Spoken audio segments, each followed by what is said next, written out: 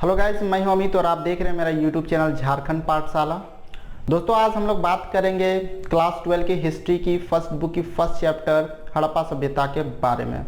Video काफ़ी लंबा होने वाला है दोस्तों, क्योंकि एक ही वीडियो में मैं सारे पॉइंट्स आप लोगों की क्लियर कर दूंगा इस चैप्टर की, और साथ ही साथ वो सारे क्वेश्चंस भी क्लियर कर दूंगा जो एग्ज़ाम में आप लोगों के पूछे जाने वाले हैं या जिसकी संभावना सबसे ज़्यादा अधिक होती है, और अब तक जो क्वेश्चंस पूछे जा चुके ये सब के सब मैं एक ही वीडियो में कवर करने की कोशिश करूंगा, तो इसलिए वीडियो काफ़ी लंबा हो जाएगा। तो दोस्तों, अगर आप इस चैनल पर नए हैं तो चैनल को सब्सक्राइब जरूर कीजिएगा, ठीक है। वीडियो को अंत तक देखिएगा, दोस्तों के साथ शेयर भी जरूर कीजिएगा और लाइक जरूर कीजिएगा, ठीक है। तो चलिए शुरू करते हैं। पहले मैं आप लोगों को बता देता हूँ कि इस चैप्टर में आगे कौन कौन से टॉपिक्स को हम पढ़ने वाले हैं, ठीक है। तो गाइस देखो, यहाँ पे हम लोग जो आज हड़प्पा सभ्यता में जो पढ़ेंगे वो क्या क्या टॉपिक को क्लियर करने जाएंगे। सबसे पहले हम लोग क्लियर करेंगे खोज को, ठीक है। हड़प्पा सभ्यता के खोज के बारे में लॉन्ग टाइप क्वेश्चन यहाँ से नहीं पूछी जाती है, 1 नंबर्स के छोटे छोटे क्वेश्चन होंगे ऑब्जेक्टिव टाइप, ठीक। उसी तरह हम लोग बात करेंगे यहाँ पे विस्तार के बारे में, हड़प्पा सभ्यता के विस्तार के बारे में, ठीक है। तो यहाँ पे विस्तार से हम लोग संबंधित बात करेंगे। खोज में हम लोग एक चीज़ और बात करेंगे दोस्तों, जिन नगरों की खोज हुई है, हड़प्पा सभ्यता की खोज कैसे हुई, उनमें कौन कौन से नगर खोजे गए और उनमें कौन कौन से वस्तुएं प्राप्त हुई हैं, ठीक है। वो वस्तुओं के लिए जो क्वेश्चंस बनते हैं वो भी हमारे लिए बहुत ही जरूरी है, क्योंकि उसमें छोटे छोटे क्वेश्चंस पूछे जाते हैं कि कौन सा वस्तु किस जगह से पाई गई है, ठीक है। दूसरी बात, हम लोग विस्तार में जान लेंगे कि ये सभ्यता कहाँ से कहाँ तक फैली हुई है, इससे एक इम्पॉर्टेंट क्वेश्चंस पूछी जाती है। फिर हम लोग बात करेंगे इस सभ्यता की नगर योजना के बारे में, यानी नगर नियोजन के बारे में। जैसे कि हड़प्पा सभ्यता जो है एक शहरी सभ्यता थी, तो इसकी नगर योजना कैसी थी, ठीक है। नगर का नियोजन इन लोगों ने कैसे किया था, किस तरह से बनाया था, अलग अलग चीज़ों पे बात करेंगे। नेक्स्ट हम लोग बात करेंगे दोस्तों सामाजिक जीवन के बारे में, धार्मिक जीवन के बारे में और आर्थिक जीवन के बारे में, यानी इन लोगों का इन तीनों के बारे में हम लोग जानेंगे। तीनों से 5-5 नंबर के अलग अलग क्वेश्चंस पूछे जा सकते हैं। जैसे कि हड़प्पा सभ्यता के सामाजिक जीवन के बारे में बताइए, धार्मिक जीवन के बारे में बताइए, या फिर आर्थिक जीवन के बारे में बताइए। कभी कभी ऐसा भी होता है दोस्तों कि 8 नंबर का एक क्वेश्चन दे दिया जाए, यानी 8 मार्क्स का, और उसमें यह बोल दिया जाए कि हड़प्पा सभ्यता के सामाजिक, धार्मिक और आर्थिक जीवन का वर्णन करें, यानी तीनों के बारे में आपको बताना होता है, ठीक है। फिर हम लोग बात करेंगे विज्ञान और प्रौद्योगिकी में इन लोगों ने कितनी हद तक जानकारी हासिल की थी, ठीक है, कितना जानकारी इन लोगों के पास था, उन सब के बारे में बात करेंगे। और फिर अंत में हम लोग बात करेंगे पतन के बारे में, जो कि ये भी बहुत ज़्यादा महत्वपूर्ण है।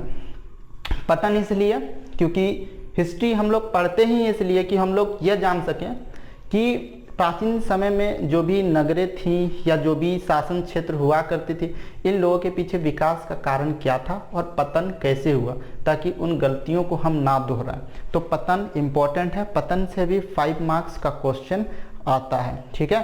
तो इतने सारे चीज़ों के बारे में हम लोग बात करेंगे। तो चलिए डिटेल से एक एक चीज़ के बारे में हम लोग जानते हैं। तो स्टूडेंट, चलिए सबसे पहले इसके खोज से संबंधित कुछ पॉइंट्स को जान लेते हैं, और इससे कुछ छोटे छोटे क्वेश्चंस पूछे जाते हैं, उन क्वेश्चंस को भी हम लोग जान लेते हैं। तो चलिए शुरू करते हैं यहाँ से। तो दोस्तों देखिए, सबसे पहले हम लोग बात करेंगे 15 जनवरी 1784, ठीक है। तो दोस्तों ये 15 जनवरी 1784 में क्या हुआ था, तो विलियम जोन्स नामक एक अंग्रेज व्यक्ति ने कलकत्ता में एशियाटिक सोसाइटी की स्थापना की थी। यहाँ से आपका एक क्वेश्चन बनता है, एक नहीं कौन कौन से क्वेश्चन यहाँ पे बनते हैं जो एग्जाम में, पीछे के एग्जाम में पूछे भी जा चुके हैं, ठीक है। पहला क्वेश्चन, कलकत्ता में एशियाटिक सोसाइटी की स्थापना किस वर्ष हुई थी, तो दोस्तों याद रखिएगा 1784, पहला क्वेश्चन। दूसरा क्वेश्चन यहाँ से पूछा जाता है दोस्तों कि कलकत्ता में एशियाटिक सोसाइटी की स्थापना किसने की थी, तो उसका नाम है विलियम जोन्स, ठीक है। ऑप्शन में रहेगा विलियम जोन्स, आपको इसे ही टिक करनी है। उसके बाद दोस्तों यहाँ पर जो क्वेश्चन आता है वो है कलकत्ता में, विलियम जोन्स ने एशियाटिक सोसाइटी की स्थापना कहाँ पे की थी, तो याद रखिएगा कलकत्ता में। 3 क्वेश्चन एक सिर्फ एक लाइन पे 3 क्वेश्चंस दिया हुआ है, इन क्वेश्चंस को आप नोट कर लीजिए, ठीक है। उसके बाद दोस्तों हम लोग यहाँ पर बात कर रहे हैं 1861 की, ठीक है।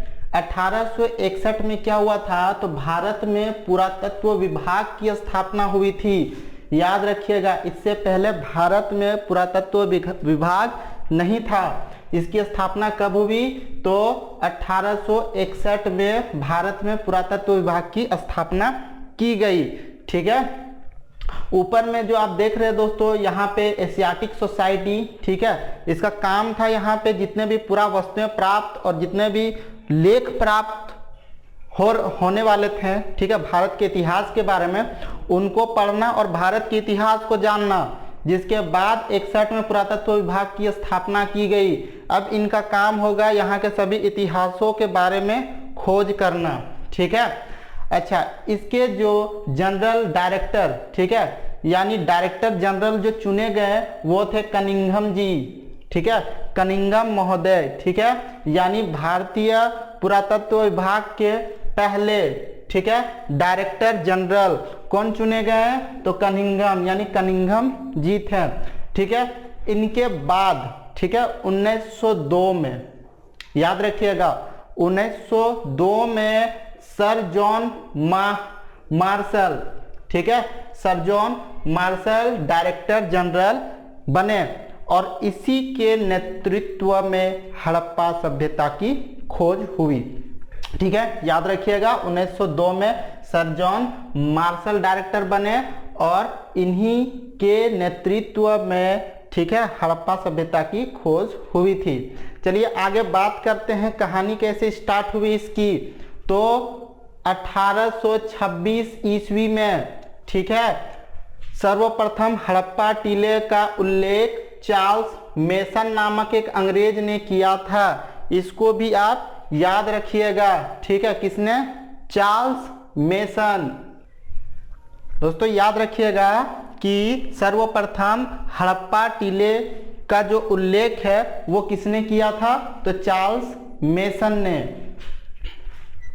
नेक्स्ट देखिए दोस्तों, हुआ क्या, तो 1856 में, ठीक है, 2 अंग्रेज व्यक्ति जिसका नाम था विलियम ब्रंटन और जॉन ब्रंटन, ठीक है, इन लोगों को कुछ काम मिला था, लाहौर से कराची तक रेलवे लाइन बिछाया जाना था। तो उसी क्रम में इन लोगों को भी, यानी विलियम ब्रंटन और जॉन ब्रंटन को 1856 में कुछ पुरावस्तुएं मिली थी जो कि हड़प्पा सभ्यता से संबंधित थी। फिर 1873 में, ठीक है, कनिंघम को भी कुछ अवशेष यहाँ से प्राप्त हुए थे और फिर जाकर के 1912 में J.F. फिलिप नाम का एक व्यक्ति जिसने हड़प्पा सभ्यता पर एक लेख लिखी, लेकिन ये भी नाकामयाब रहे पूरा का पूरा मूल्यांकन करने में हड़प्पा सभ्यता के बारे में। तो दोस्तों यहाँ जितना भी मैंने पॉइंट्स बताया, इनमें से इंपॉर्टेंट कौन सा है, एशियाटिक सोसाइटी की स्थापना कब, कहाँ और किसने की। उसके बाद जो यहाँ पर है वो है हड़प्पा टीले का उल्लेख सर्वप्रथम किसने किया था, चार्ल्स मेसन ने, और कब किया था, तो 1826 में, ठीक है। तो यहाँ पर इतना सारा जो है प्रश्न जो है आप लोगों के लिए इम्पोर्टेंट है। चलिए और भी देखते हैं, आगे देख लीजिए। 1921 ईस्वी, ठीक है, हड़प्पा स्थल की खोज दयाराम साहनी ने की, ठीक है। तो दोस्तों ये सर्वप्रथम स्थल था हड़प्पा सभ्यता की जिसे 1921 में खोजा गया था, ठीक है। और ये खोजने का श्रेय किसे किया, तो दयाराम साहनी को, ठीक है, याद रखिएगा, दयाराम साहनी। उसके बाद ठीक 1 वर्ष के पश्चात यानी 1922 ईस्वी में दूसरा शहर खोजा गया जिसका नाम था मोहनजोदड़ो, ठीक है, याद रखिएगा दोस्तों, मोहनजोदड़ो। इसका खोज किसने किया था, तो राखल दास बनर्जी, ठीक है, तो याद रखिएगा। उसके बाद दोस्तों यहाँ पे ये भी क्वेश्चन पूछा जा सकता है कि दोनों के बीच की दूरी कितनी है, तो 670 किलोमीटर, ठीक है। और फिर ये हड़प्पा सभ्यता की जुड़वा राजधानी है, ठीक है। अब यहां से कौन कौन से क्वेश्चन पूछे जाते हैं मैं आपको बता देता हूं। पहला, हड़प्पा सभ्यता की खोज कब हुई थी, तो 1921 में, ठीक है। हड़प्पा स्थल की खोज किसने की थी, तो दयाराम साहनी ने। अब आप समझ गए कि इस सभ्यता को हड़प्पा सभ्यता क्यों कहते हैं, ठीक है, क्योंकि सर्वप्रथम खोजा गया शहर कौन सा था, हड़प्पा, ठीक है, जो पंजाब के सिंध प्रांत के माउंट गोमरी जिले में स्थित है। आप इसके बारे में और डिटेल से पढ़ सकते हैं। तो दोस्तों यहाँ पे फिर क्वेश्चन आता है कि मोहनजोदड़ो की खोज कब हुई थी, तो 1922 में हुई थी, ठीक है। और दूसरा क्वेश्चन इसमें क्या बनता है, तो मोहनजोदड़ो की खोज किसने की थी, तो राखलदास बनर्जी में। अगर आप क्वेश्चन बैंक यूज करते हैं तो आप सारा क्वेश्चन को मैच कर सकते हैं। इन सब से कई बार क्वेश्चन पूछा जा सकता है, इसीलिए मैं आप लोगों को कह रहा हूं, मैं जो बता रहा हूं वो काफी इंपॉर्टेंट है, ठीक है। ऐसे और भी पढ़ाने के लिए बहुत से टॉपिक हैं इस चैप्टर के, लेकिन मैं उन सब के बारे में बात नहीं करूंगा। जो एग्जाम के लिए इंपॉर्टेंट है सिर्फ मैं उसी के बारे में बात करूंगा, ठीक है। और मोहनजोदड़ो के बारे में विशेष करके हम लोग को पढ़ना है। और अगर आप इसके बारे में और भी अच्छा से थोड़ा बहुत अगर जानकारी रखना चाहते हैं कि अगर आप में याद रखने की क्षमता कम है या कुछ याद करते तो याद नहीं होता है, तो सबसे अच्छा इसका माध्यम होता है कि आप वीडियो देख लीजिए, ठीक है। तो यहाँ पर क्या ना, मोहनजोदड़ो पे एक मूवी भी है ऋतिक रोशन का, मोहनजोदाड़ो, तो आप इस मूवी को भी देख सकते हैं, जिससे कि आपको थोड़ी बहुत तो जानकारी हड़प्पा सभ्यता के बारे में मिल जाएगी, स्पेशली मोहनजोदड़ो के बारे में, ठीक है। तो यहाँ पर फिर नेक्स्ट क्वेश्चन मैं आपको बता देता हूँ, दोनों के बीच की दूरी, हड़प्पा और मोहनजोदड़ो के बीच की दूरी क्या थी, तो 670 किलोमीटर। और एक इंपॉर्टेंट क्वेश्चन यहाँ पे है कि हड़प्पा सभ्यता की जुड़वा राजधानी किसे कहा जाता है, हड़प्पा सभ्यता की जुड़वा राजधानी किसे कहा जाता है, तो इसका आंसर होगा हड़प्पा और मोहनजोदड़ो को, ठीक है। नेक्स्ट क्वेश्चन यहाँ पे मैं हड़प्पा से आपको बता देता हूं, जो मोहनजोदड़ो से मैं आपको बता देता हूं, जो मोहनजोदड़ो है, ठीक है, यह सिंधी भाषा का शब्द है। यह भी क्वेश्चन पूछा जा सकता है कि मोहनजोदड़ो किस भाषा की शब्द है, तो कौन सी भाषा होगी, सिंधी भाषा, याद रखिएगा। उसके बाद जो दोस्तों यहाँ मोहनजोदड़ो से क्वेश्चन पूछा जाएगा, वो क्वेश्चन यह होगा कि मोहनजोदड़ो का अर्थ क्या होता है, ठीक है। सिंधी भाषा में तो मोहनजोदड़ो है, लेकिन हिंदी में इसका अर्थ क्या निकालेंगे, तो अर्थ निकलेगा मृतकों का टीला। क्या निकलेगा, मृतकों का टीला, याद रखिएगा। मोहनजोदड़ो जो सिंधी भाषा का शब्द है, इसका अर्थ क्या है, तो मृतकों का टीला। एक क्वेश्चन और है यहाँ पर, मृतकों का टीला किसे कहा जाता है, तो क्या आंसर होगा, मोहनजोदड़ो, ठीक है। इसके थोड़े काल के बारे में बात कर लेते हैं, कालखंड के बारे में, ये हड़प्पा सभ्यता कब से कब तक थी।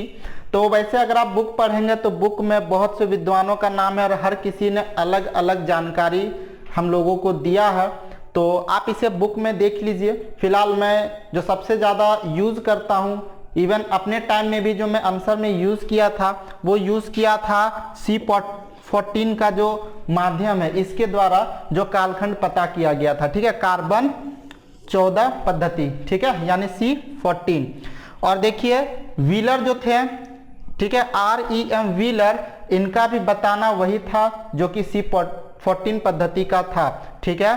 2500 ईसा पूर्व से 1750 ईसा पूर्व तक इसका सर्वमान्य काल बताया जाता है हड़प्पा सभ्यता का, ठीक है। इसके बाद भी थी और इसके पहले भी थी, लेकिन सबसे ज्यादा विकसित जो बताया जाता है, जिस समय यह सभ्यता फली फूली और इसका पतन हो गया, वो समय था 2500 ईसा पूर्व से 1750 ईसा पूर्व तक। किसके अनुसार, तो REM व्हीलर के अनुसार और C14, ठीक है, मेथड के अनुसार। इसके अलावा BA स्मिथ जो थे वो बताते हैं कि 2500 ईसा पूर्व से 1500 ईसा पूर्व तक। बट मैं रिकमेंड करूंगा कि आप C14 को लेकर के चलिए। अगर आप 2500 से 1750 अगर आप एग्जाम के आंसर में यूज करते हैं तो कोई भी प्रॉब्लम आपको होने वाले नहीं है। ठीक है, चलिए आगे और जान लेते हैं इनके बारे में। तो स्टूडेंट्स एक बार इस टेबल पे भी आप लोग ध्यान दे दीजिए। ठीक है, इसमें भी बहुत सारे क्वेश्चंस पूछे जाते हैं।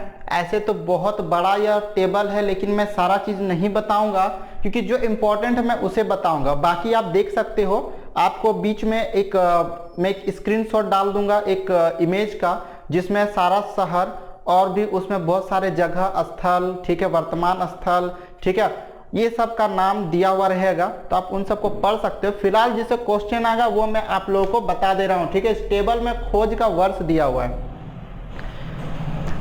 यानी किस वर्ष किस नगर की खोज हुई थी, यानी किस स्थल की खोज हुई थी, किस नदी के किनारे है और खोजकर्ता कौन है।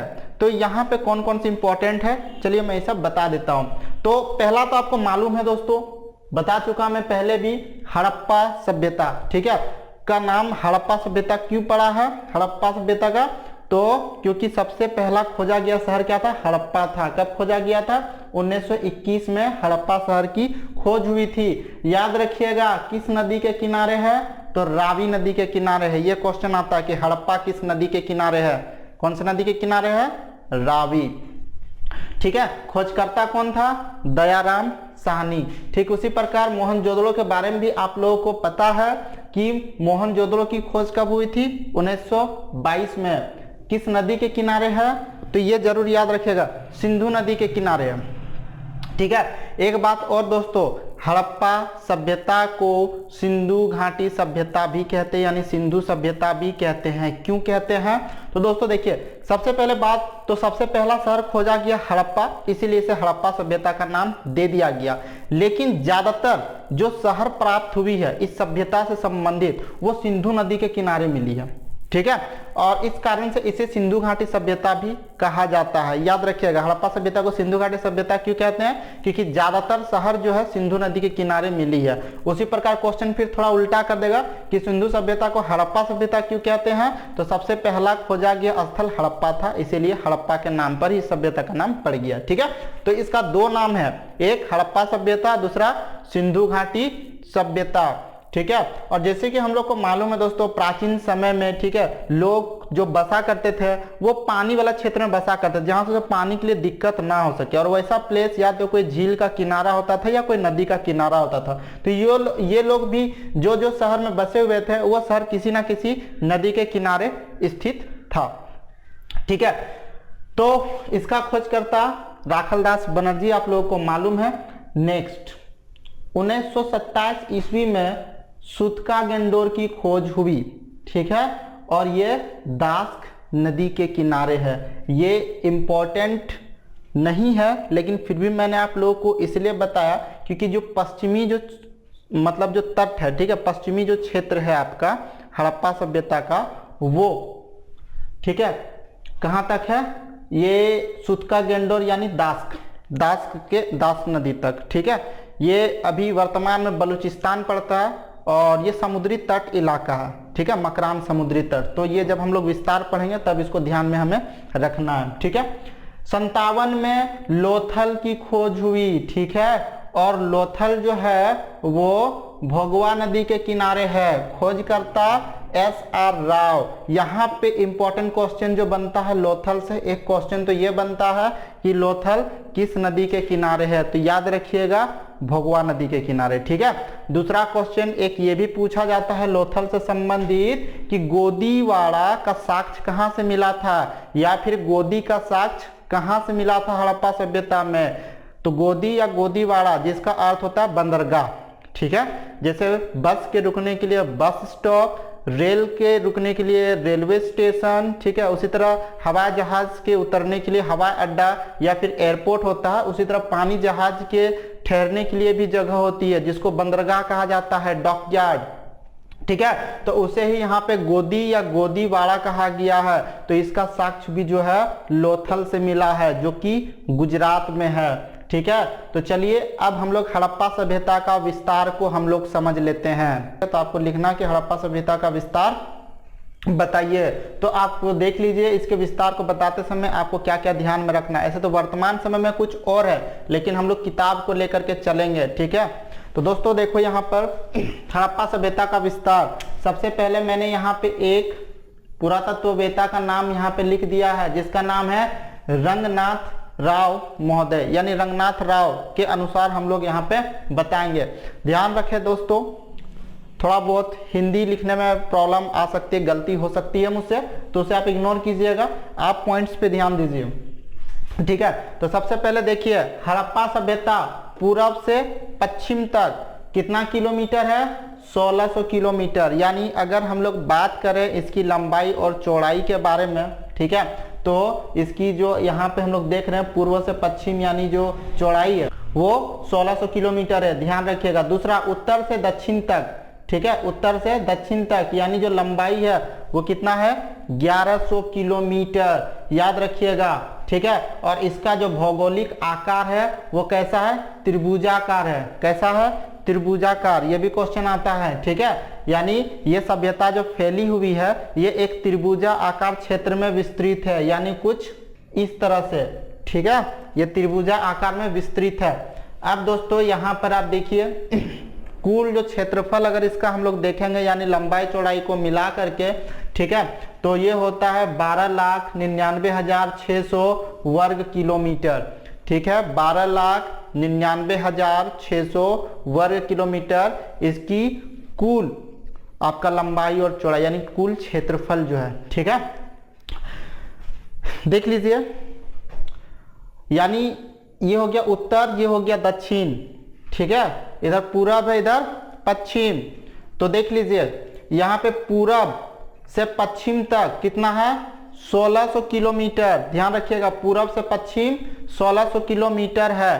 क्षेत्र का नाम तो देख लिए दोस्तों, भारत के उत्तर पूर्व जो क्षेत्र है, उत्तर पूर्व, ठीक है, वहां पे मेरठ, ठीक है, मेरठ से लेकर के दक्षिण में बलूचिस्तान के मकरान समुद्र तट तक फैला हुआ है, ठीक है। यानी यहां से यहां तक की जो दूरी है वो 1600 किलोमीटर हो गई चौड़ाई इसकी, ठीक है। अब बात करते हैं इसका उत्तर से दक्षिण तक। तो उत्तर से दक्षिण तक में क्या है कि उत्तर में भारत में ही है, ठीक है। तो भारत का जम्मू एंड कश्मीर का नाम सुना है आपने, तो जम्मू के अखनूर जो क्षेत्र है जम्मू में, ठीक है, अखनूर जो क्षेत्र है उस अखनूर से लेकर के दक्षिण में, ठीक है, उत्तर में अखनूर से लेकर के दक्षिण में नर्मदा नदी के तट तक यह विस्तृत है। यानी ऐसी अगर देखें तो 1100 किलोमीटर होता है, ठीक है। और वर्तमान समय में अभी भी कुछ शहरों की खोज जो है वो जारी है, ठीक है। अगर आप लूसेंट वगैरह पढ़ते हो तो वहाँ पे मांडा वगैरह जो दायमाबाद जो है जगह वगैरह यहाँ पे डिस्क्राइब किया गया है। उसके अलावा सरायकेला जगह क्षेत्र में भी अभी खोज प्राप्त हुई है वहाँ से भी। तो इन सब के बारे में आपको उतना ज़्यादा ध्यान नहीं देना है, पुस्तक को आपको लेकर के चलना है। एग्जाम में आप मेन पॉइंट को, ठीक है, ढूंढने में टीचर को जितना कम स्ट्रगल करवाएंगे उतना ज़्यादा आपको पॉइंट्स मिलने वाले, उतना ज़्यादा मार्क्स आपको मिलेंगे, ठीक है। तो यहाँ पे क्वेश्चन क्या आता है, हड़प्पा सभ्यता का विस्तार लिखें। तो फिर आपको इस तरह से बताना पड़ेगा कि रंगनाथ राव महोदय के अनुसार, ठीक है, हड़प्पा सभ्यता पूर्व से पश्चिम तक 1600 किलोमीटर, उत्तर से दक्षिण तक 1100 किलोमीटर तक एक त्रिभुजा आकार क्षेत्र में विस्तृत है। इसका कुल क्षेत्रफल जो है वो 12,99,600 वर्ग किलोमीटर है। और वर्तमान समय में और भी कुछ नए स्थलों की प्राप्ति हुई है जिससे कि इसका क्षेत्रफल और भी ज़्यादा बढ़ गया है। इस तरह से आप लिखेंगे। और इसके बाद भी अगर आपको आंसर लिखने में प्रॉब्लम होती है तो मैंने अपना एक एप्लीकेशन बनाया है, कोशिश किया है यूट्यूब को देख करके ही, ठीक है, झारखंड पाठशाला के नाम से। और अब उसका नाम मैंने चेंज करके क्लास 12 नोट्स रख दिया है, ठीक है। तो आप स्क्रीन पे अभी उसका भी आपको एक थंबनेल शो होगा, तो आप इसको भी जा करके डाउनलोड कर सकते हैं। और उसमें मैं लिख करके कोशिश करता हूं, जो बच्चे नहीं लिख पाते हैं लिख करके उसमें देने की, तो आप वहां से भी नोट्स वगैरह डाउनलोड करके पीडीएफ फाइल में आप जो है लिख सकते हैं, ठीक है। क्वेश्चन बैंक वगैरह जो है, इंपॉर्टेंट क्वेश्चन आंसर सिलेबस वगैरह मैं वहां पे प्रोवाइड करता हूं। ध्यान रहे जैक बोर्ड के लिए, ठीक है, झारखंड एकेडमिक काउंसिल ठीक है। तो इसके लिए मैं प्रोवाइड करता हूं, बाकी के बारे में मुझे उतना जानकारी नहीं है, मैं जेक का बच्चों को पढ़ाता हूं तो उसके बारे में जानकारी मैं रखता हूं, ठीक है। चलिए इसका और भी दूसरा कुछ हम लोग देखते हैं। तो गाइस एक बार इस तालिका पे आप लोग ध्यान डालिए, ठीक है, और क्लियर नज़र आ रही होगी उम्मीद करता हूं, और अगर नहीं आ रही है तो आप वीडियो की जो क्वालिटी है उसको बढ़ा लीजिए। अगर आप थोड़ा बहुत एमबी बचाने के लिए अगर उसे लो क्वालिटी में देखेंगे तो थोड़ा धुंधला सा नज़र आएगा, ठीक है। तो देखिए दोस्तों, यहाँ पर पूरा वस्तुएं जो कि हड़प्पा सभ्यता के विभिन्न स्थलों से प्राप्त हुई हैं, ठीक है, उन पूरा वस्तुओं के बारे में बात करेंगे। ऐसे तो बहुत सारे जो शहर है सभी से बहुत सारे वस्तुएं प्राप्त हुई है, लेकिन यार ये कंपटीशन लेवल में भी इनसे क्वेश्चंस पूछे जाते हैं। ये काफ़ी बड़ा टॉपिक है हड़प्पा सभ्यता, तो मैं सारा कुछ नहीं पढ़ा पाऊंगा एक ही वीडियो में, ठीक है। एग्जाम के लिए जो आप लोगों के लिए इंपॉर्टेंट है, जो एग्जाम में पूछे जाएंगे, मैं सिर्फ उनके बारे में बात करूंगा, क्योंकि और भी तो चैप्टर्स हैं और भी सब्जेक्ट्स हैं, उनके बारे में भी मुझे जल्द से जल्द वीडियो सब अपलोड करना पड़ेगा। तो जो एग्जाम के लिए इंपॉर्टेंट है उसी को मैं सिर्फ बता दे रहा हूँ, ठीक है। चलिए बात करते हैं मोहनजोदड़ो के बारे में। तो जो मोहनजोदड़ो है, यहाँ से जो प्राप्त वस्तुएं हैं, ठीक है, कौन कौन से इंपॉर्टेंट है? पुजारी का सिर, ठीक है, एक व्यक्ति का सिर मिला हुआ बना हुआ, ठीक है, और उसमें नक्काशी किया हुआ है, जिससे देख करके अनुमान लगाया जा सकता है कि वो किसी पुजारी का सिर है, ठीक है। तो एक पुजारी का सिर मिला है मोहनजोदड़ो से। दूसरा है कांस्य की नर्तकी, ठीक है, एक मूर्ति है कांसा की बनी हुई और उसको नृत्य करते हुए दिखाई गया, ठीक है, वही कांस्य की नर्तकी की एक मूर्ति है जो कि मोहनजोदड़ो से मिला है। एक सभागार है और सूती कपड़े का अवशेष, ये जानकारी आपको याद रखनी है हड़प्पा सभ्यता से। और सबसे ज्यादा जो इंपॉर्टेंट है आपका हड़प्पा सभ्यता में मोहनजोदड़ो का, वो है कांस्य की नर्तकी की मूर्ति। आप क्वेश्चन बैंक का पेज पलट करके आप देख लीजिए, और जो भी इंपॉर्टेंट क्वेश्चन के लिए जो गेस्ट पेपर्स आते हैं उसको भी आप देख लीजिए, ये क्वेश्चन आपको मिलेगी। कांस्य की नर्तकी की मूर्ति किस शहर से मिली है, ठीक है, कहां से मिली है? मोहनजोदड़ो से, ठीक है। चलिए हड़प्पा में आपको याद रखना है स्त्रियों की लघु मूर्तियां, ठीक है। तो दोस्तों मालूम नहीं क्यों ये लोग जो थे, ठीक है, स्त्रियों की छोटी छोटी लघु मूर्तियां बनाते थे लोग, छोटी छोटी मूर्तियां, ठीक है। पुरातत्ववेता जो है उन लोग का कहना है कि यह मातृसत्तात्मक सभ्यता थी, ठीक है, और स्त्रियों का काफी मान सम्मान यहाँ पे होता था, ठीक है। स्त्रियों नारी रूप का यहाँ पे पूजा भी किया जाता था, तो हो सकता है इसीलिए ये लोग छोटे छोटे स्त्री की जो है मूर्तियां जो है बना हुआ था। तो लघु मूर्तियां, स्त्रियों की लघु मूर्तियां कहाँ से मिली है? हड़प्पा से मिली है, ठीक है। एक चीज और, इन मूर्तियों में से एक मूर्ति ऐसा भी है जिसके गर्भ से, ठीक है, एक पौधा निकलते हुए दिखाई गया। ये भी क्वेश्चन आ सकता है, ठीक है, कि स्त्री के गर्भ से पौधा निकलता हुआ मूर्ति जो है वो कहाँ से प्राप्त हुई है? तो वो भी हड़प्पा से प्राप्त हुई है। और वो जो मूर्ति है ना, उसको मातृ देवी की संज्ञा दी जाती है। इन लोग का कहना है कि ये लोग मातृ देवी का पूजा करते थे, इसी कारण से उस मूर्ति को बनाया है। एक नारी रूपी मूर्ति है और उसके पेट यानी गर्भ से क्या है? एक पौधा को निकलते दिखाई गया है, ठीक है। कहां से मिली है? हड़प्पा से मिली है। नेक्स्ट क्या है?